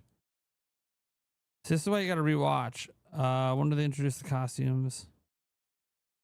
This is why you rewatch, because there's stuff I missed. I missed the stat increase. Can be traded for Banandium gems at the chip exchange. These gold nuggets are, unsurprisingly, called gold. You can exchange gold for useful items at the stuff shop. There are fossils too. Good one. You can trade these for different fashions at local style shops. Extend your Kong Bonanza time by 40%.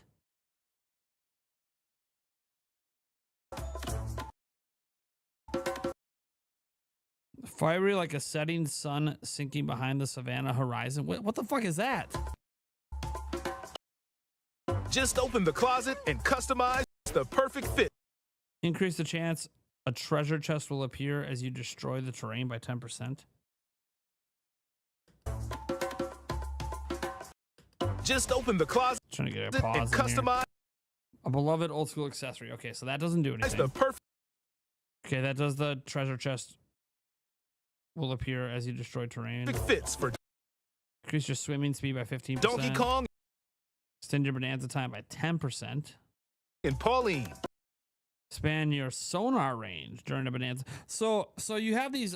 So you have skill points to make yourself stronger, but then you can also make yourself even stronger with different levels of gear. And can you level up these gears? Like it says level 1 Scion Lagoon Vest. Can you like level up the gear too? So there's like even a deeper thing there where like you have your skill points, but then you can also level up the clothing. And then as you level up the clothing, does it change appearance? I mean, I don't think they show that. But it'd be kind of cool if like you can level up the clothing and it alters the appearance as you level up.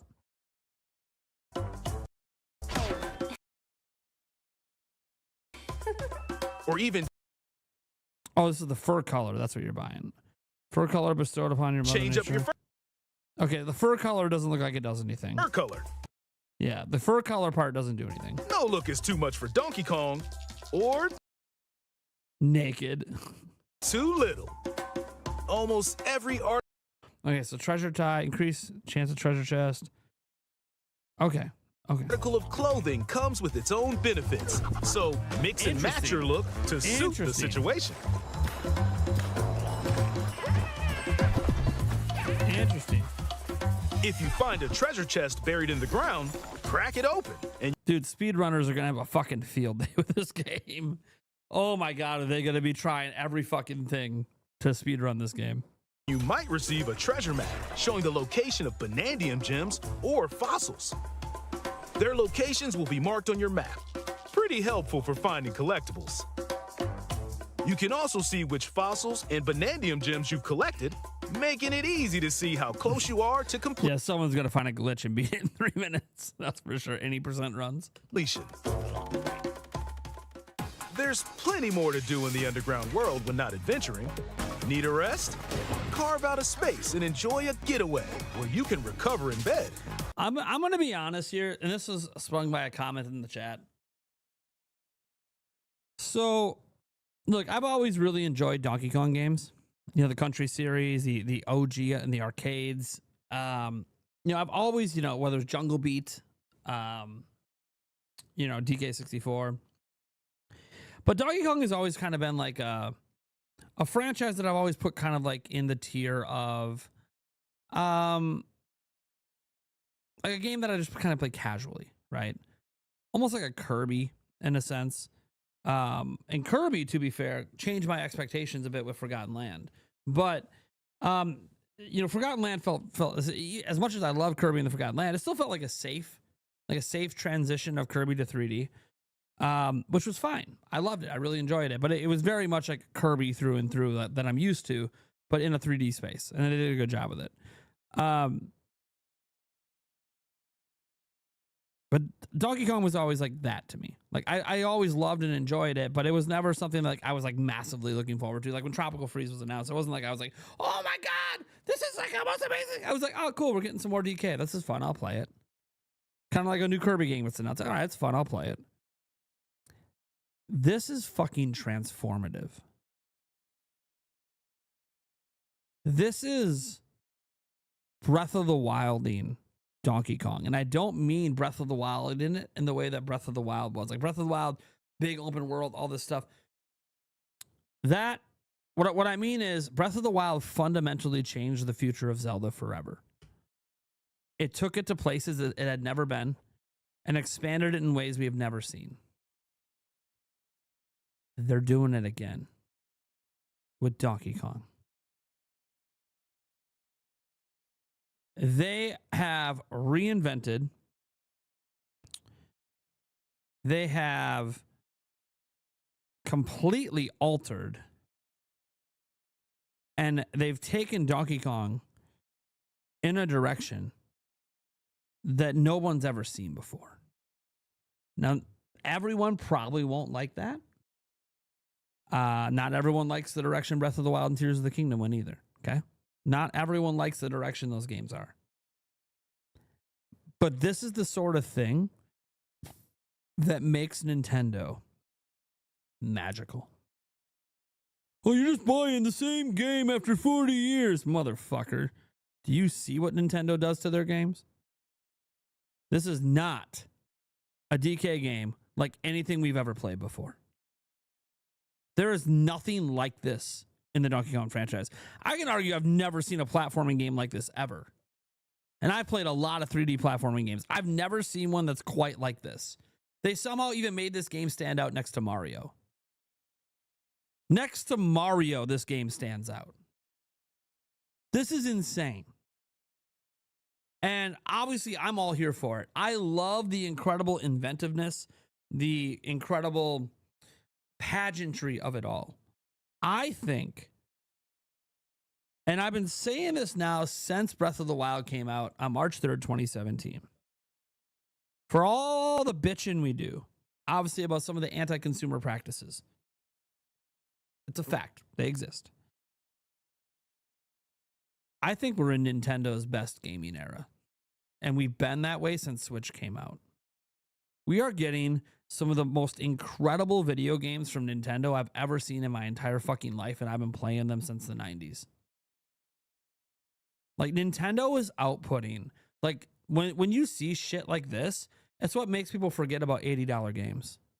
Makes people forget about $450 consoles. Because Nintendo is fucking incredible at making video games. And ever since Switch came out, all the way now to Switch 2, it's been just like consistently amazing in how they are reinventing everything and doing it in a way that really only Nintendo can do. And this, like, stuff like this makes you excited to be like, okay, what's the next 3D Mario going to be like? Think about this for a moment. What's the next 3D Mario going to be like? This is what they're doing to fucking Donkey Kong. What the fuck's happening with 3D Mario? Like, what the fuck? Like, this is Donkey Kong. This is a franchise that's never sold 10 million ever. What the fuck are they doing with Mario? What the fuck is that game going to be? What the fuck is the next Monolith Soft game going to be like? The next Zelda game? Shit. I'm starting to think, hey, you know the rumors about the Animal Crossing and how some people don't like, oh, it doesn't sound like Animal Crossing with skyscrapers and driving cars and questing. I'm like, motherfucker, if I haven't learned anything, if the game is made by Nintendo, I'm trusting that vision because holy shit, all they've ever done with these new visions is release banger after fucking banger after fucking banger. And if they want to reinvent and reimagine Animal Crossing, it's probably going to fucking kick ass. That's assuming that rumor is true. Like whatever the fuck Nintendo, I don't know what it is about this generation since the start of since like the start of Switch all the way till now, they've been reimagining like all their major IPs slowly over time. And it's just been absolutely fucking incredible. Like now that they wrapped up through Xenoblade 3, the next Xenoblade game could be transformative. Like if they make another Xenoblade game, it's probably not going to follow 1, 2, 3. It's going to be its own thing and probably going to end up being transformative from Monolith Soft. Next level. Shit, we thought Fire Emblem 3 Houses was amazing. Wait till you see what the fuck they do with Fire Emblem now.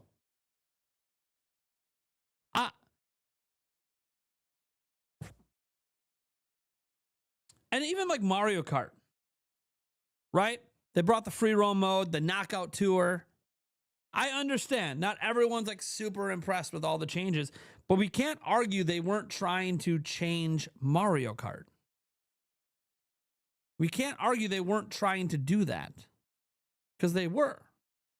They were trying to reinvent Mario Kart while still making it feel like Mario Kart. You know what I mean? Like they didn't want to make it not be Mario Kart. They still wanted it to feel like that. But they still tried to reimagine it. Whether it hit with you or not, I don't know. But that's what they were trying to do. They were trying to make Mario Kart different than it's ever been before.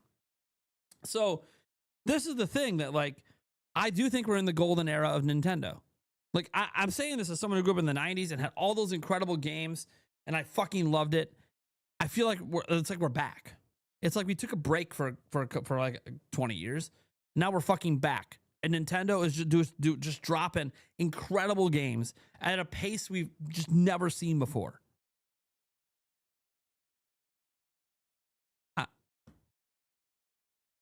I dare say it won't win. But Donkey Kong Bonanza could be a 93, 94, 95 rated game and be up for Game of the Year. And I never thought I'd say that about a Donkey Kong game. I don't know if it's going to hold up. Obviously, this is without having played it. But this looks like a Game of the Year contender. I'm sorry. If Mario Odyssey is a Game of the Year contender, this is a Game of the Year contender. Mario Odyssey was a 97. This is a Game of the Year contender. I don't think it's going to beat out like Expedition 33. You know, I think Expedition 33 will probably win Game of the Year right now. So I want to be completely honest. I don't think it's going to win Game of the Year. Good. But I doubt it. I doubt this is going to leave a bigger impact with reviewers than Expedition 33 did. But I never in my wildest dreams thought I'd be talking about Donkey Kong as a GOTY contender.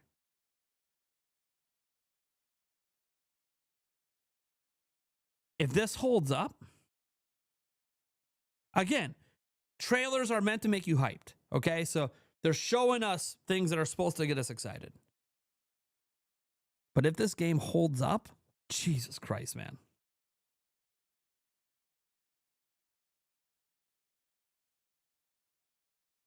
No offense to Astrobot, which is also incredible. Donkey Kong basically just said, hey, man, hold my beer. Oh, you thought you are the greatest 3D platformer of this generation? Hold my beer. We're just getting started. And enjoy listening to tunes with the music player. You might even find new discs when defeating enemies. And I'm not insulting Astrobot, but a lot of the huge appeal of Astrobot, for those that haven't played, Astrobot's got some incredible platforming and some cool boss fights and all this stuff. But one of the biggest appeals of Astrobot that made so many people love it is it's kind of a trip down PlayStation history. So there's a lot of nostalgia. And that's what I find funny when the Astrobot team said, oh, we made this game for kids. I'm like, yeah, but it's the adults that love it because it's a nostalgia trip. It's a total nostalgia trip through and through from beginning to end. It's incredible. And there's incredible platforming elements and incredible boss fights and incredible, stuff with the controller. But what put it over the top is it's a giant nostalgia trip from start to end. This looks crazy, inventive, fresh, and like something we've never seen before. And that's why I'm saying, just from the footage, again, it has to hold up when we play it. It might not hold up. But if it holds up when we play it, this feels like oh, yeah, Astrobot, that was cute. The king is back. But the king ain't Mario this time. It's the king of the Kongs.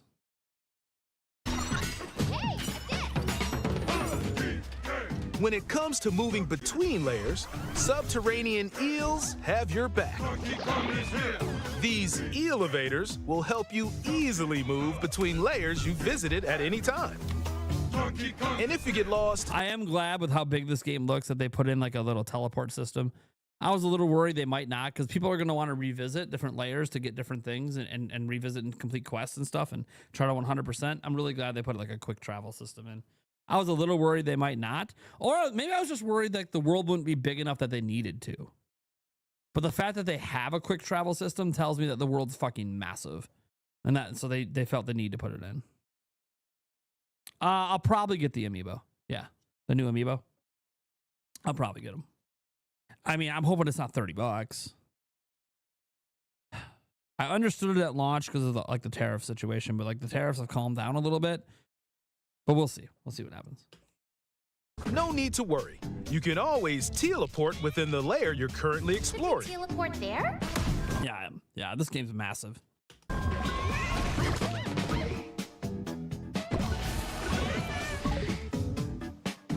In photo mode, you can freely change the in-game camera angle and adjust.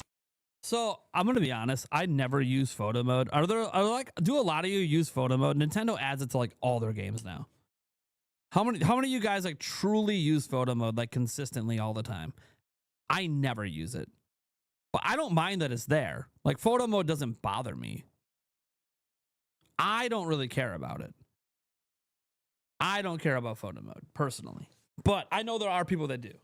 Yeah, a lot of nevers for thumbnails, sure. Yeah, making thumbnails on YouTube, yeah, absolutely. Like coming up with some cool ass thumbnails.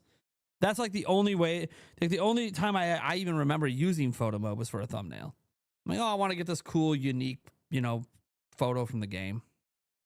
But that's about it. And it's just for thumbnails for like YouTube and socials. But like if I'm talking about just for like personal use, I don't think I've ever used photo mode for personal use. But I'm just curious, like, I know there are people that use it. I see the social shares. I see people on my Discord server posting screenshots and stuff. So like, I know that people use it. I'm just curious because like for me, it's never been an appealing factor to me. Like there could just not be photo mode and I'd be fine.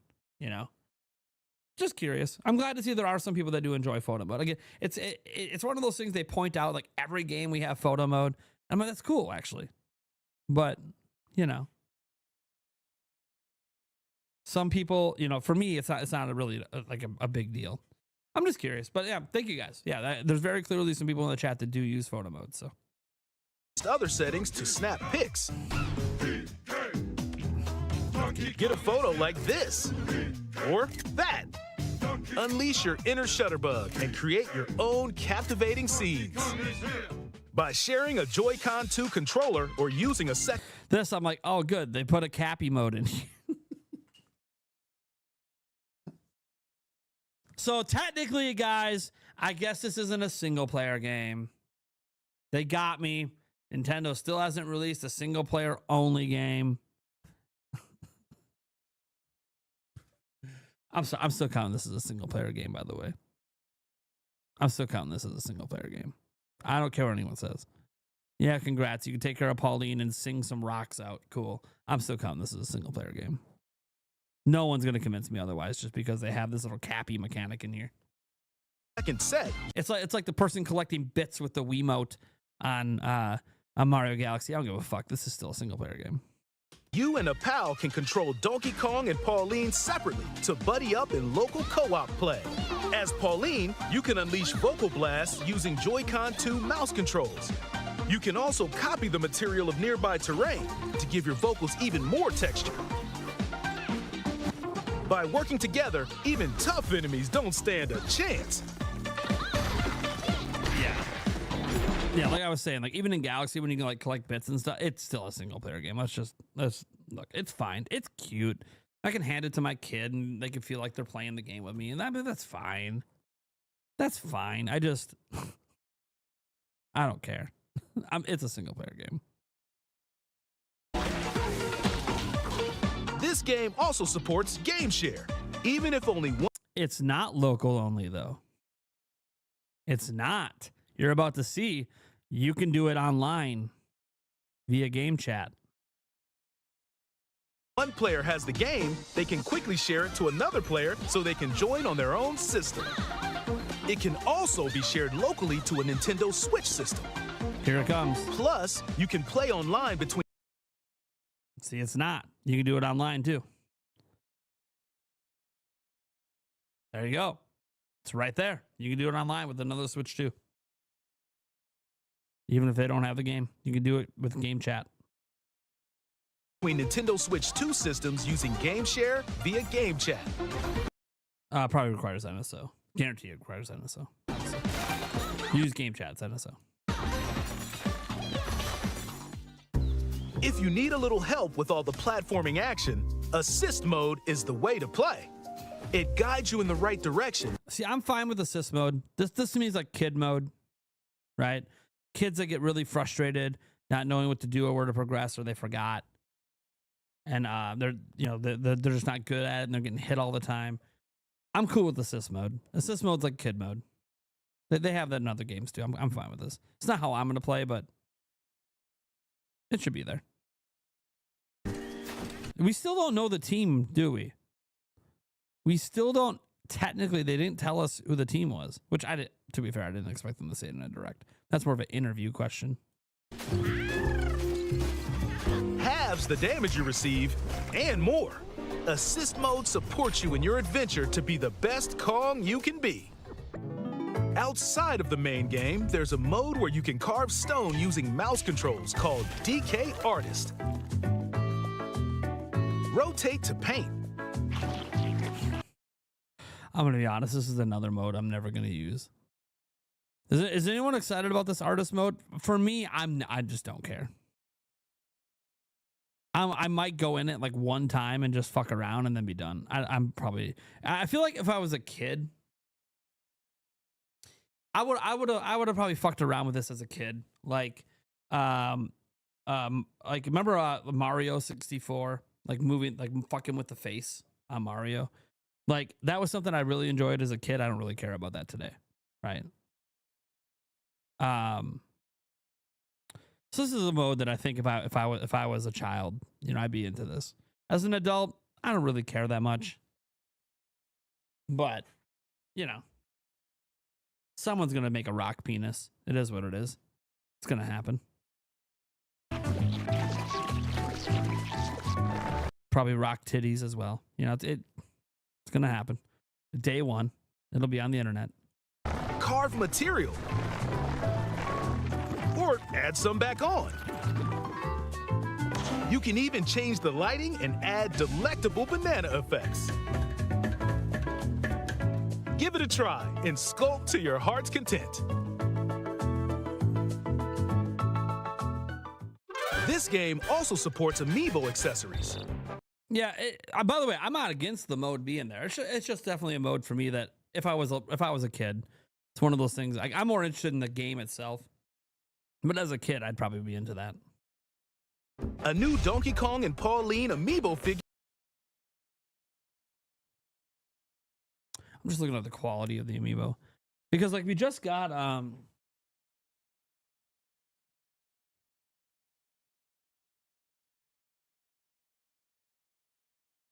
we just had these Tears of the Kingdom amiibo.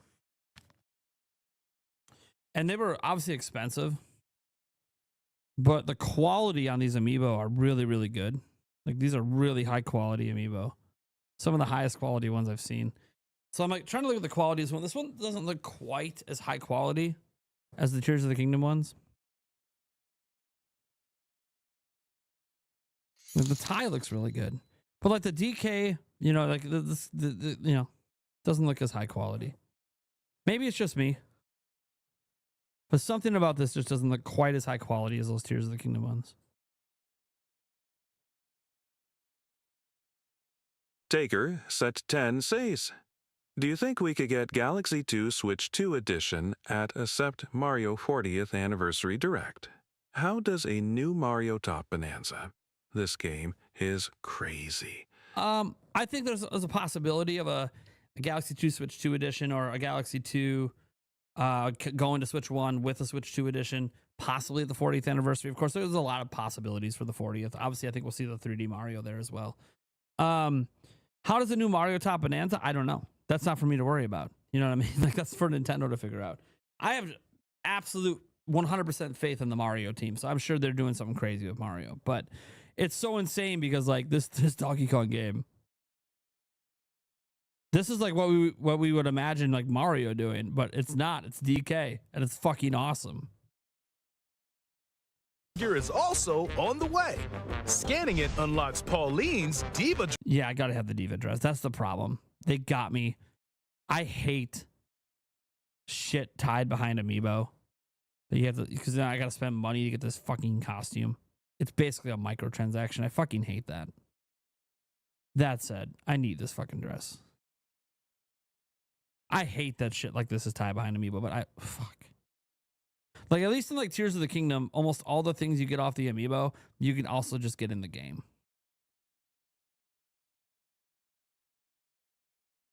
They said you will get it earlier.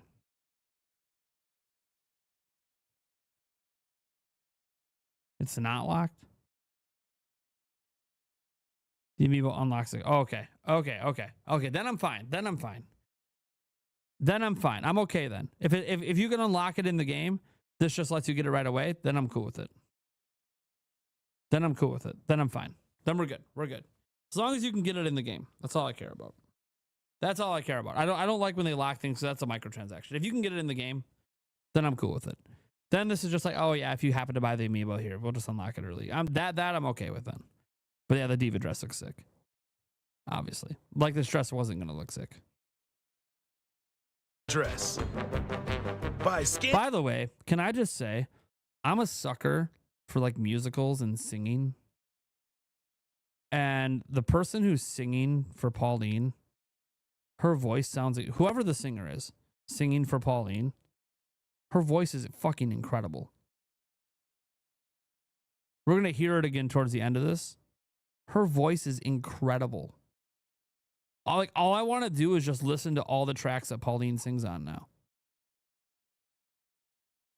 Scanning the Donkey Kong series amiibo shown here, gold Kong tiles with explosive power will appear. Every other amiibo released up to this point is also compatible. If you scan them, you'll get giant spheres like these. Like, it's kind of cool too, because it feels like, I don't know for sure, but it feels like the person who sings for Pauline is absolutely an adult while Pauline's a child. And I don't care because it's so incredible. You think it's Catherine Davis Higgins? I'll have to look up. I mean, they might not have announced yet either. Obviously, they probably haven't announced who the voice is. But it's incredible. Look at us, DK? Here we go. I love to sing more than anything. heart of gold, a wish come true. I got a feeling there's going to be some moments in this game between Pauline and DK that's going to try to make us cry. I don't know if they're going to pull it off. You know, I'm a 38-year-old man. I don't know if they're going to make me cry, but they're going to try.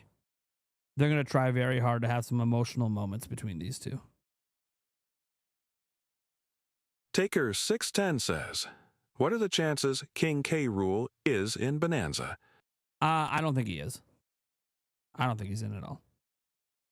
You gotta remember, those are all like inventions of like Rare and stuff. You know, they're basically reinventing DK right now. They're reinventing DK into something new.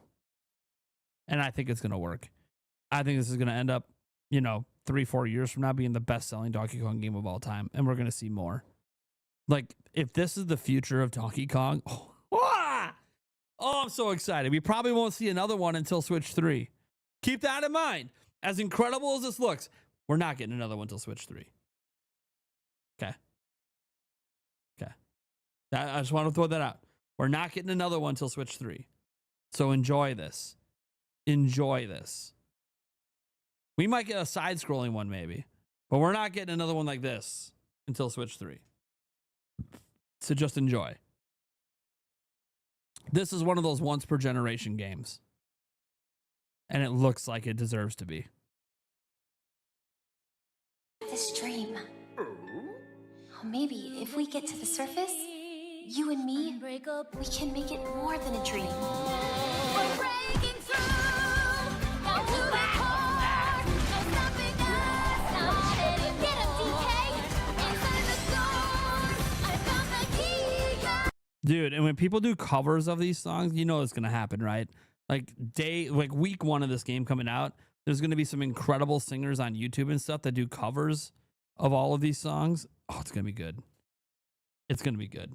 Dude, I'm so excited. Just like all the covers of Jump Up Superstar are fucking amazing. I love the covers of Jump Up Superstar. Oh, man. Join the powerful Donkey Kong and the talented singer Pauline as they set out on an adventure to the fabled planet Core. My own special power? God, I just love music, man. I love musical kind of stuff. Like, this is fucking sick. And it's funny here, they do like this Tears of the Kingdom moment, you know, where Link couldn't catch Zelda. Right? I don't know if DK is going to catch Pauline, but they do this moment just like in Tears of the Kingdom where Link couldn't catch Zelda. Never thought I'd see that in a DK game, to be clear. A Zelda moment in a DK. Also, I wonder, does this mean Pauline might be in the upcoming Mario movie or a DK movie one day? We'll see. DK! Dude, I like J-pop, so it works for me. Oh, Margie, you get your system, right? I hope you got your system. I didn't get any response in the email after I sent the tracking stuff. Donkey Kong Bonanza. Available July 17th. What about the frame dips here and there? If you're talking about the ones when DK punches something and makes contact, that's an intentional. That's a design choice. That's an intentional thing. If I didn't notice it, I didn't watch very closely, but I didn't notice any other frame dips outside of when DK was punching something or hitting something. Those are intentional. There are other games that do it as well. It's meant to make you feel the impact of the hit. And I bet you like the Joy-Con, the HD Rumble, I bet you like there's a big, like when you hit it and there's that slight little hitch, I bet you there's like a huge rumble in the con to make you feel the impact of that hit. It's a purposeful design choice.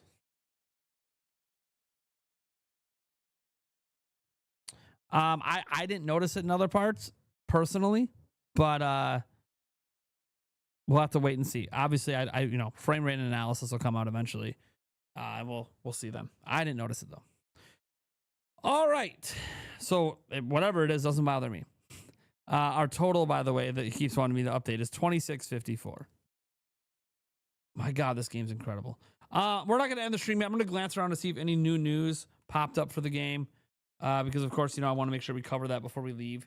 Put some background music on here. Let me just check around quick for to see if there's any new stuff floating out here.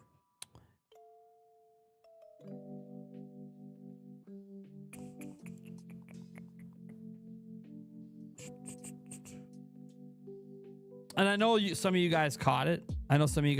But Dixie and Diddy Kong are in the game. It's in one of the scenes when he's riding the rhino. But Dixie and Diddy Kong are in the game officially. In case you guys didn't catch that.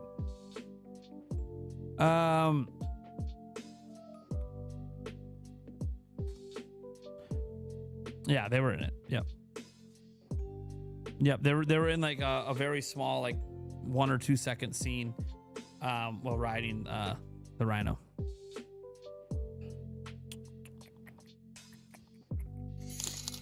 Maybe it was a bit more than 1 or 2 seconds, but it wasn't. It was very short.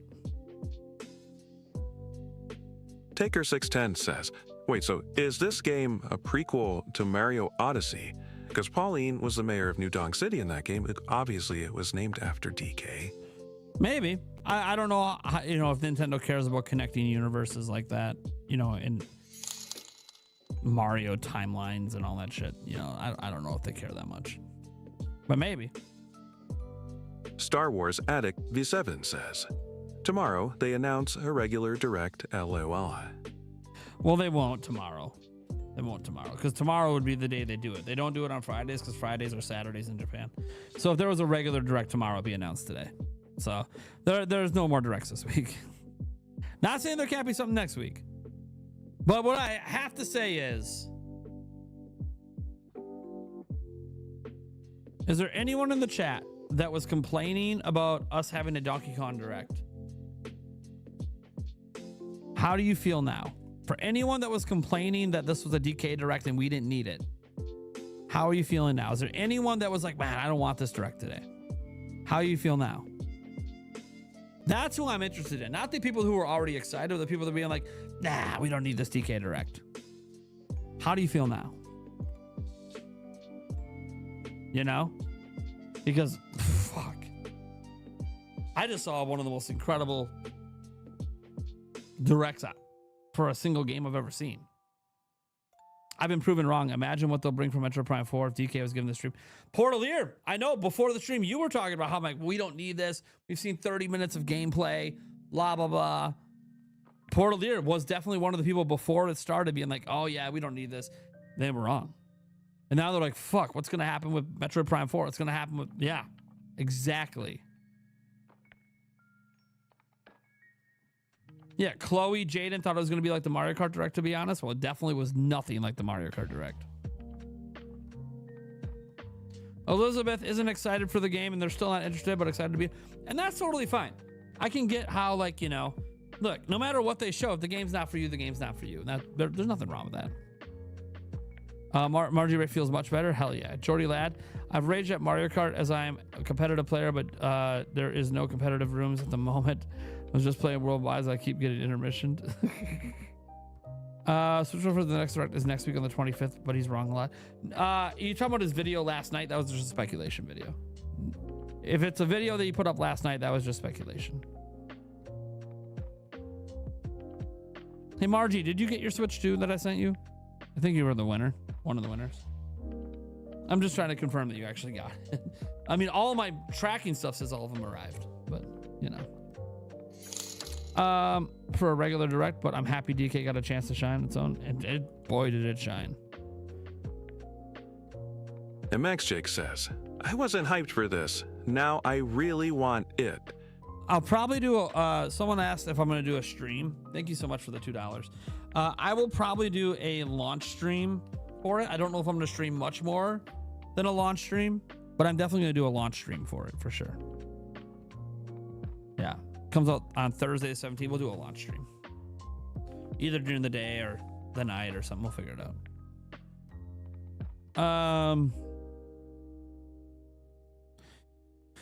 Yeah, I'm trying to look right now. I'm not seeing new info yet. You know, sometimes it takes a little bit later in the day for new info to drop. You know, that happens.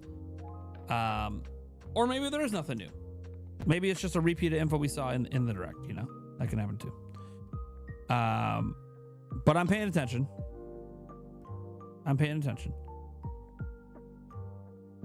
They did update the Nintendo Today app.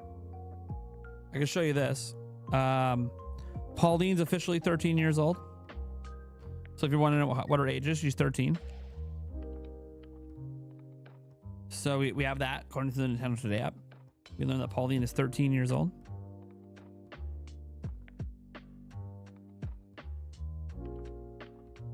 So that there's something new.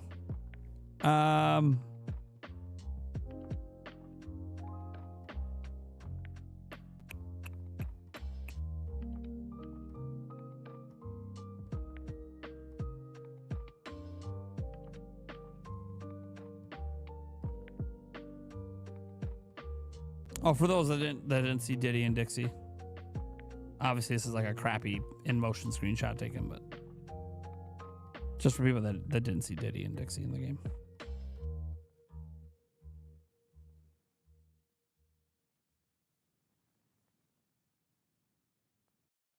Let's see here.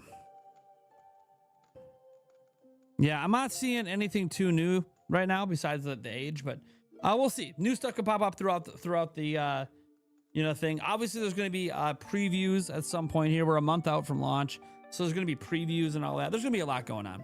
All right, guys. I'm going to read a few more things from the chat, and we're going to call it a wraps here in about 12 minutes, okay? I still have to go have some breakfast and start, working on the podcast for tonight, and I got to obviously eventually get a video out. Holy shit, guys. Dude, DK.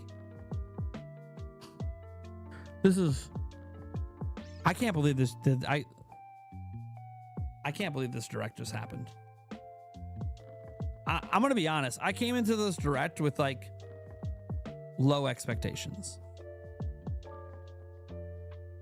Like I wanted there to be some stuff they were hiding, but after the Mario Kart World Direct, I just wasn't sure. And holy shit. They blew me away.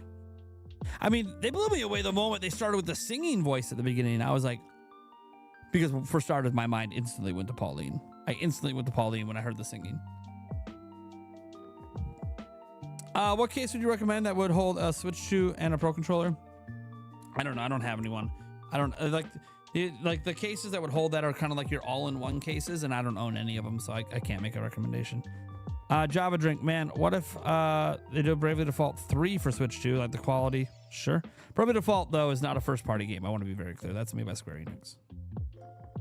Damian Paxson, will they add Young Pauline to Mario Kart World? Maybe. I don't know. I did not think there would be any Mario Kart World announcements today, and I was right about that. So, again, I don't think Mario Kart World's getting any updates for a couple of years. The Nintendo Today app also posted the Zelda items you can get from Nintendo San Fran. Oh, did they? Maybe for you. If you guys don't know, the Nintendo Today app shows different things for different people. In case you weren't aware. So, like, what I'm seeing is not necessarily what you're seeing unless it's news. Like the Donkey Kong Direct will all have that listed on there, but anything else could be, like I don't have that in mind. I have a link, so I don't have that in mind. Like that's the Nintendo Today app is very much different for everybody. I didn't want it simply because I was sold. Oh, you didn't want the Direct because you were sold. Well, are you now more sold? Are you now more sold? Can't wait to see the next Kirby and hoping to get Mario Paint. Never played. Hell yeah. Yeah, my 10 raps tell me about Pauline. Yeah, it doesn't have anything on Pauline in mine. Like that 13-year-old thing. Like I don't have that. But that's the thing. Like different people get different stuff. So, yeah, only like the news stories. So like there was a Direct today. That's universal. But everything else is just it's different for everyone. I mean, I could argue the fact that she's 13 is news, but I mean. Nintendo's not going to view that as news.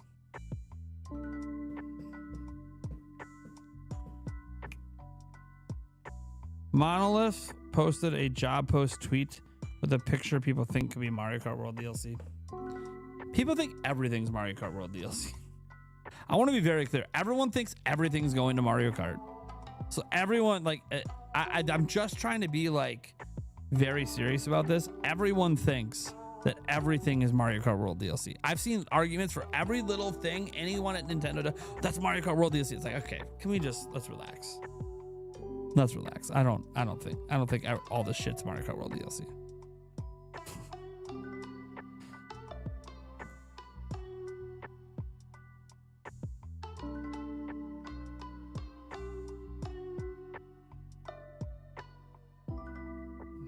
I'm just glancing at socials quick just to see if there's anything. I'm reading the chat.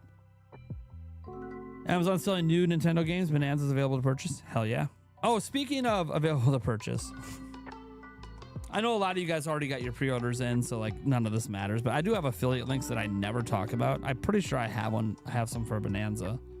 Let me check my links. I'm like 99% sure I have a Bananza link, but maybe I don't. I don't fucking know. I'm just being honest. I don't know. Just type in donkey.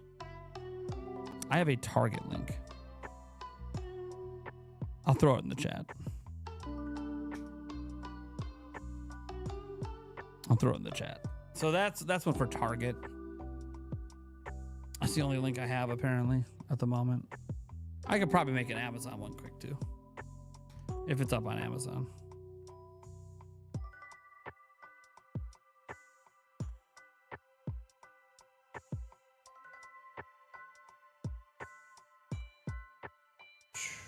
Can you pre-order on Amazon? You can. Okay. Here, let me get a link here. So here's the Amazon one as well.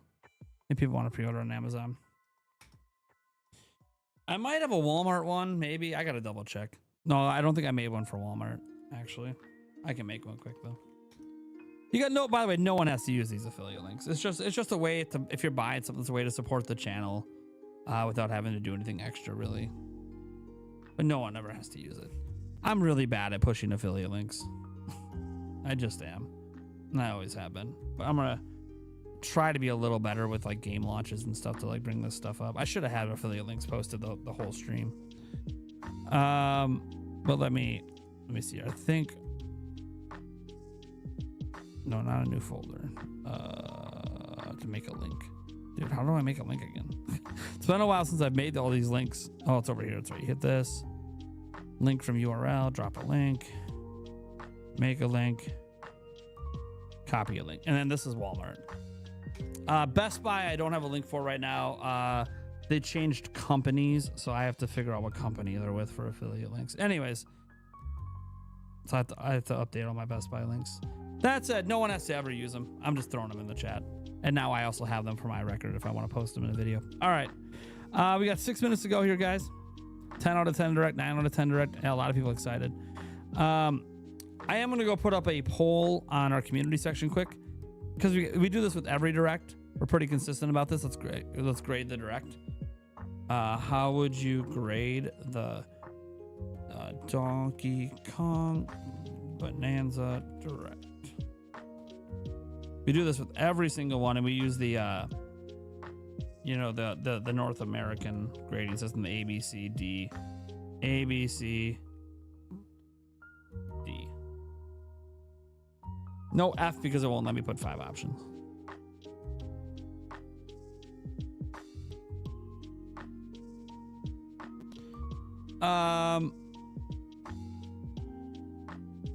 We can do the poll in here too, quick before we leave. Here we can. It's weird. We can do 5 options, I think, in here, but we can't. No, only 4. Okay. How would you grade the DK Direct? Let's just go with grades. Just see how you guys feel compared to how my wider audience feels. I'm just doing letter grades. Just seeing how you guys feel, and then we'll obviously see how the general audience feels. I got a feeling a lot of people in the stream are going to love it because you're here because you wanted to see it. Whereas, how my whole audience feels, I'm very curious what the difference is. Dude, one of the best directs ever, man. I haven't seen the amiibo up for pre-order yet anywhere.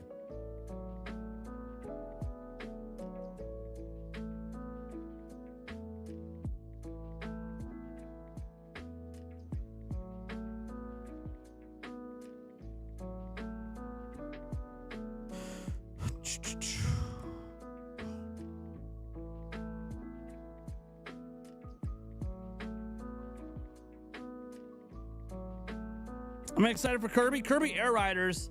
I'm very curious what they're doing with that. Obviously, we know Masahiro Sakurai and his team, probably Bandai Namco, are behind it.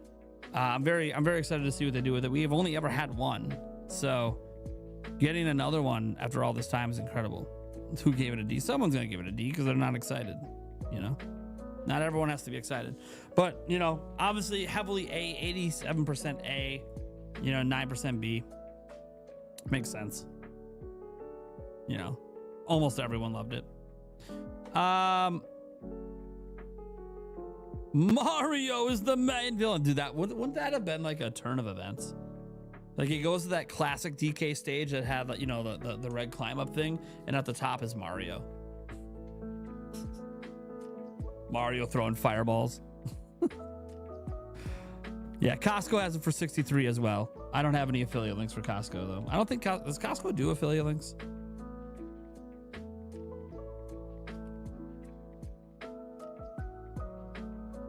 I don't know if Costco does affiliate links.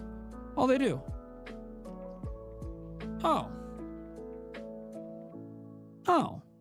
Well, then I should probably join their affiliate network. Yeah, I'm gonna leave that open. That's gonna take some time to study. You have to like join their network and then apply at Costco. It's a whole process.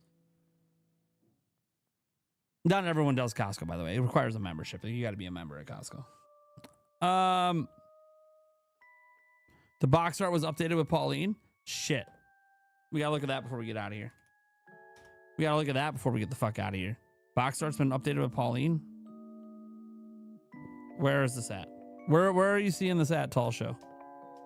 Maybe it's on like Donkey Kong Reddit. Yes, there is a Donkey Kong Reddit. I'm like trying to find this box art now that you're saying it's out there. Wario 64 has it? Okay. All right.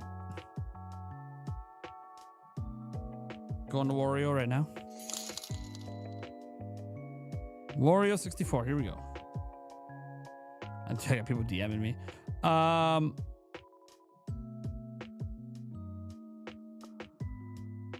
I'm not. There it is. Boom. Well, that's not updated though. This is updated. There it is. There it is. Is this so? Was this the placeholder box art, and now this is the real? Is this the real, the final box art? Hell yeah, man. Hell yeah. Free Metroid hat says, final boss of DK better be Jumpman, LOL. Jumpman. They kind of showed us. It's probably that Void dude. That's the final boss.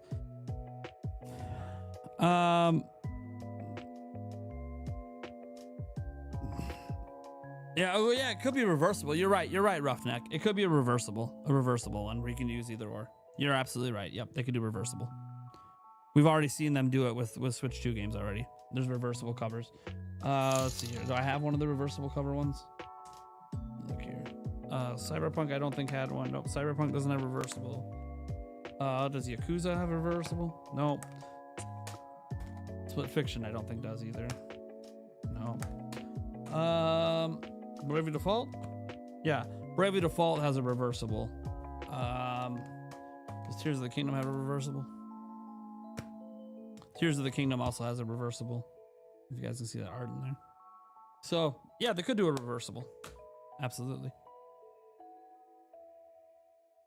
Aaron Cramp says, will DK and Pauline Amiibo pre-order go live today? Probably. I just don't know when. Free Metroid hat says, Void Kong will be in a Mario mech, LOL. Wouldn't that be funny if he wasn't a Mario mech? Void Kong! You start the fight and he's in a giant Mario mech. That would be funny. It'd be funny if it's like a Luigi mech. I'd be like, hey, Luigi's getting some love. Don't forget about the other Mario brother. Oh, man. You missed the direct, Hollow Goat? Oh, buddy. Can I fill you in? You need to watch it. It is maybe one of the single greatest individual game directs of all time. Am I talking hyperbole here? Am I off, chat? That was one of the single greatest individual game directs I've ever seen in my life. I don't feel like I'm exaggerating. I know recency, but I don't give a shit. That direct was fucking incredible. I have a hard time remembering one that was better for an individual game direct. Hyperbole, whatever. Yeah, get mad at me about my pronunciation of shit. Oh, dude. Yes, the best. Did I stutter? Did I stutter? I've seen all of them. And I've been excited after many. but today felt like I saw the game for the first time. All the other ones, I don't remember coming out of it feeling like, oh, now I've seen the game for the first time. No. After watching this direct, I feel like I feel like the gameplay, the reveal, the Switch 2 experience, who cares about any of that now? Today was the coming out party. Today was the fucking coming out party. Like it's like almost like nothing else before today happened. It was so incredible. Calmed all the worries you had about the game. I was sold already, but this cemented it. Yeah, I think that's what this did for a lot of people, because so many people were concerned that like the gameplay loop was just this one thing, and obviously that gameplay loop is very much a big part of the game. But there's so much more to this game. There's so much, and it's so in depth. There's so much going on. There's more gameplay that we didn't know about. Man. Taker 610 says, someone jacked 3,000 Switch 2s out of a truck at a Love's truck stop. Driver might have been in on it. Are there still any unannounced games for 2025? I still think there's one unannounced game at least from Nintendo. That said, yeah, I know about this story. We talked about it actually before the thing. Yeah, we talked about. I'm still digging into whether or not it's true or not. It looks like it's probably a true story, but it's hard to imagine that like it got stolen without the truck driver being in on it, because like that stuff's locked up. You can't just get into the truck; it's locked up. You know what I mean? Unless you know, I have to dig into it. Maybe he was held at gunpoint or something. But I can't imagine that he wasn't in on it. But who knows? I got to look more into the story. But yeah, I know about it. All right. Well, that's going to do it. We went a few minutes past what I planned to, but that's okay. We're excited about DK. I got to go. I got to eat breakfast. My stomach's yelling at me right now because I haven't ate anything in a long time, actually. I threw up all my dinner last night, so I pretty much have had no substance since like breakfast yesterday. So I got to go take care of that. And then, yeah, get working on content and stuff. Podcast. We're not done today, folks. We have the podcast tonight. You want more DK Bonanza talk? Oh, we have DK Bonanza talk for you tonight. Catch you guys then. Peace.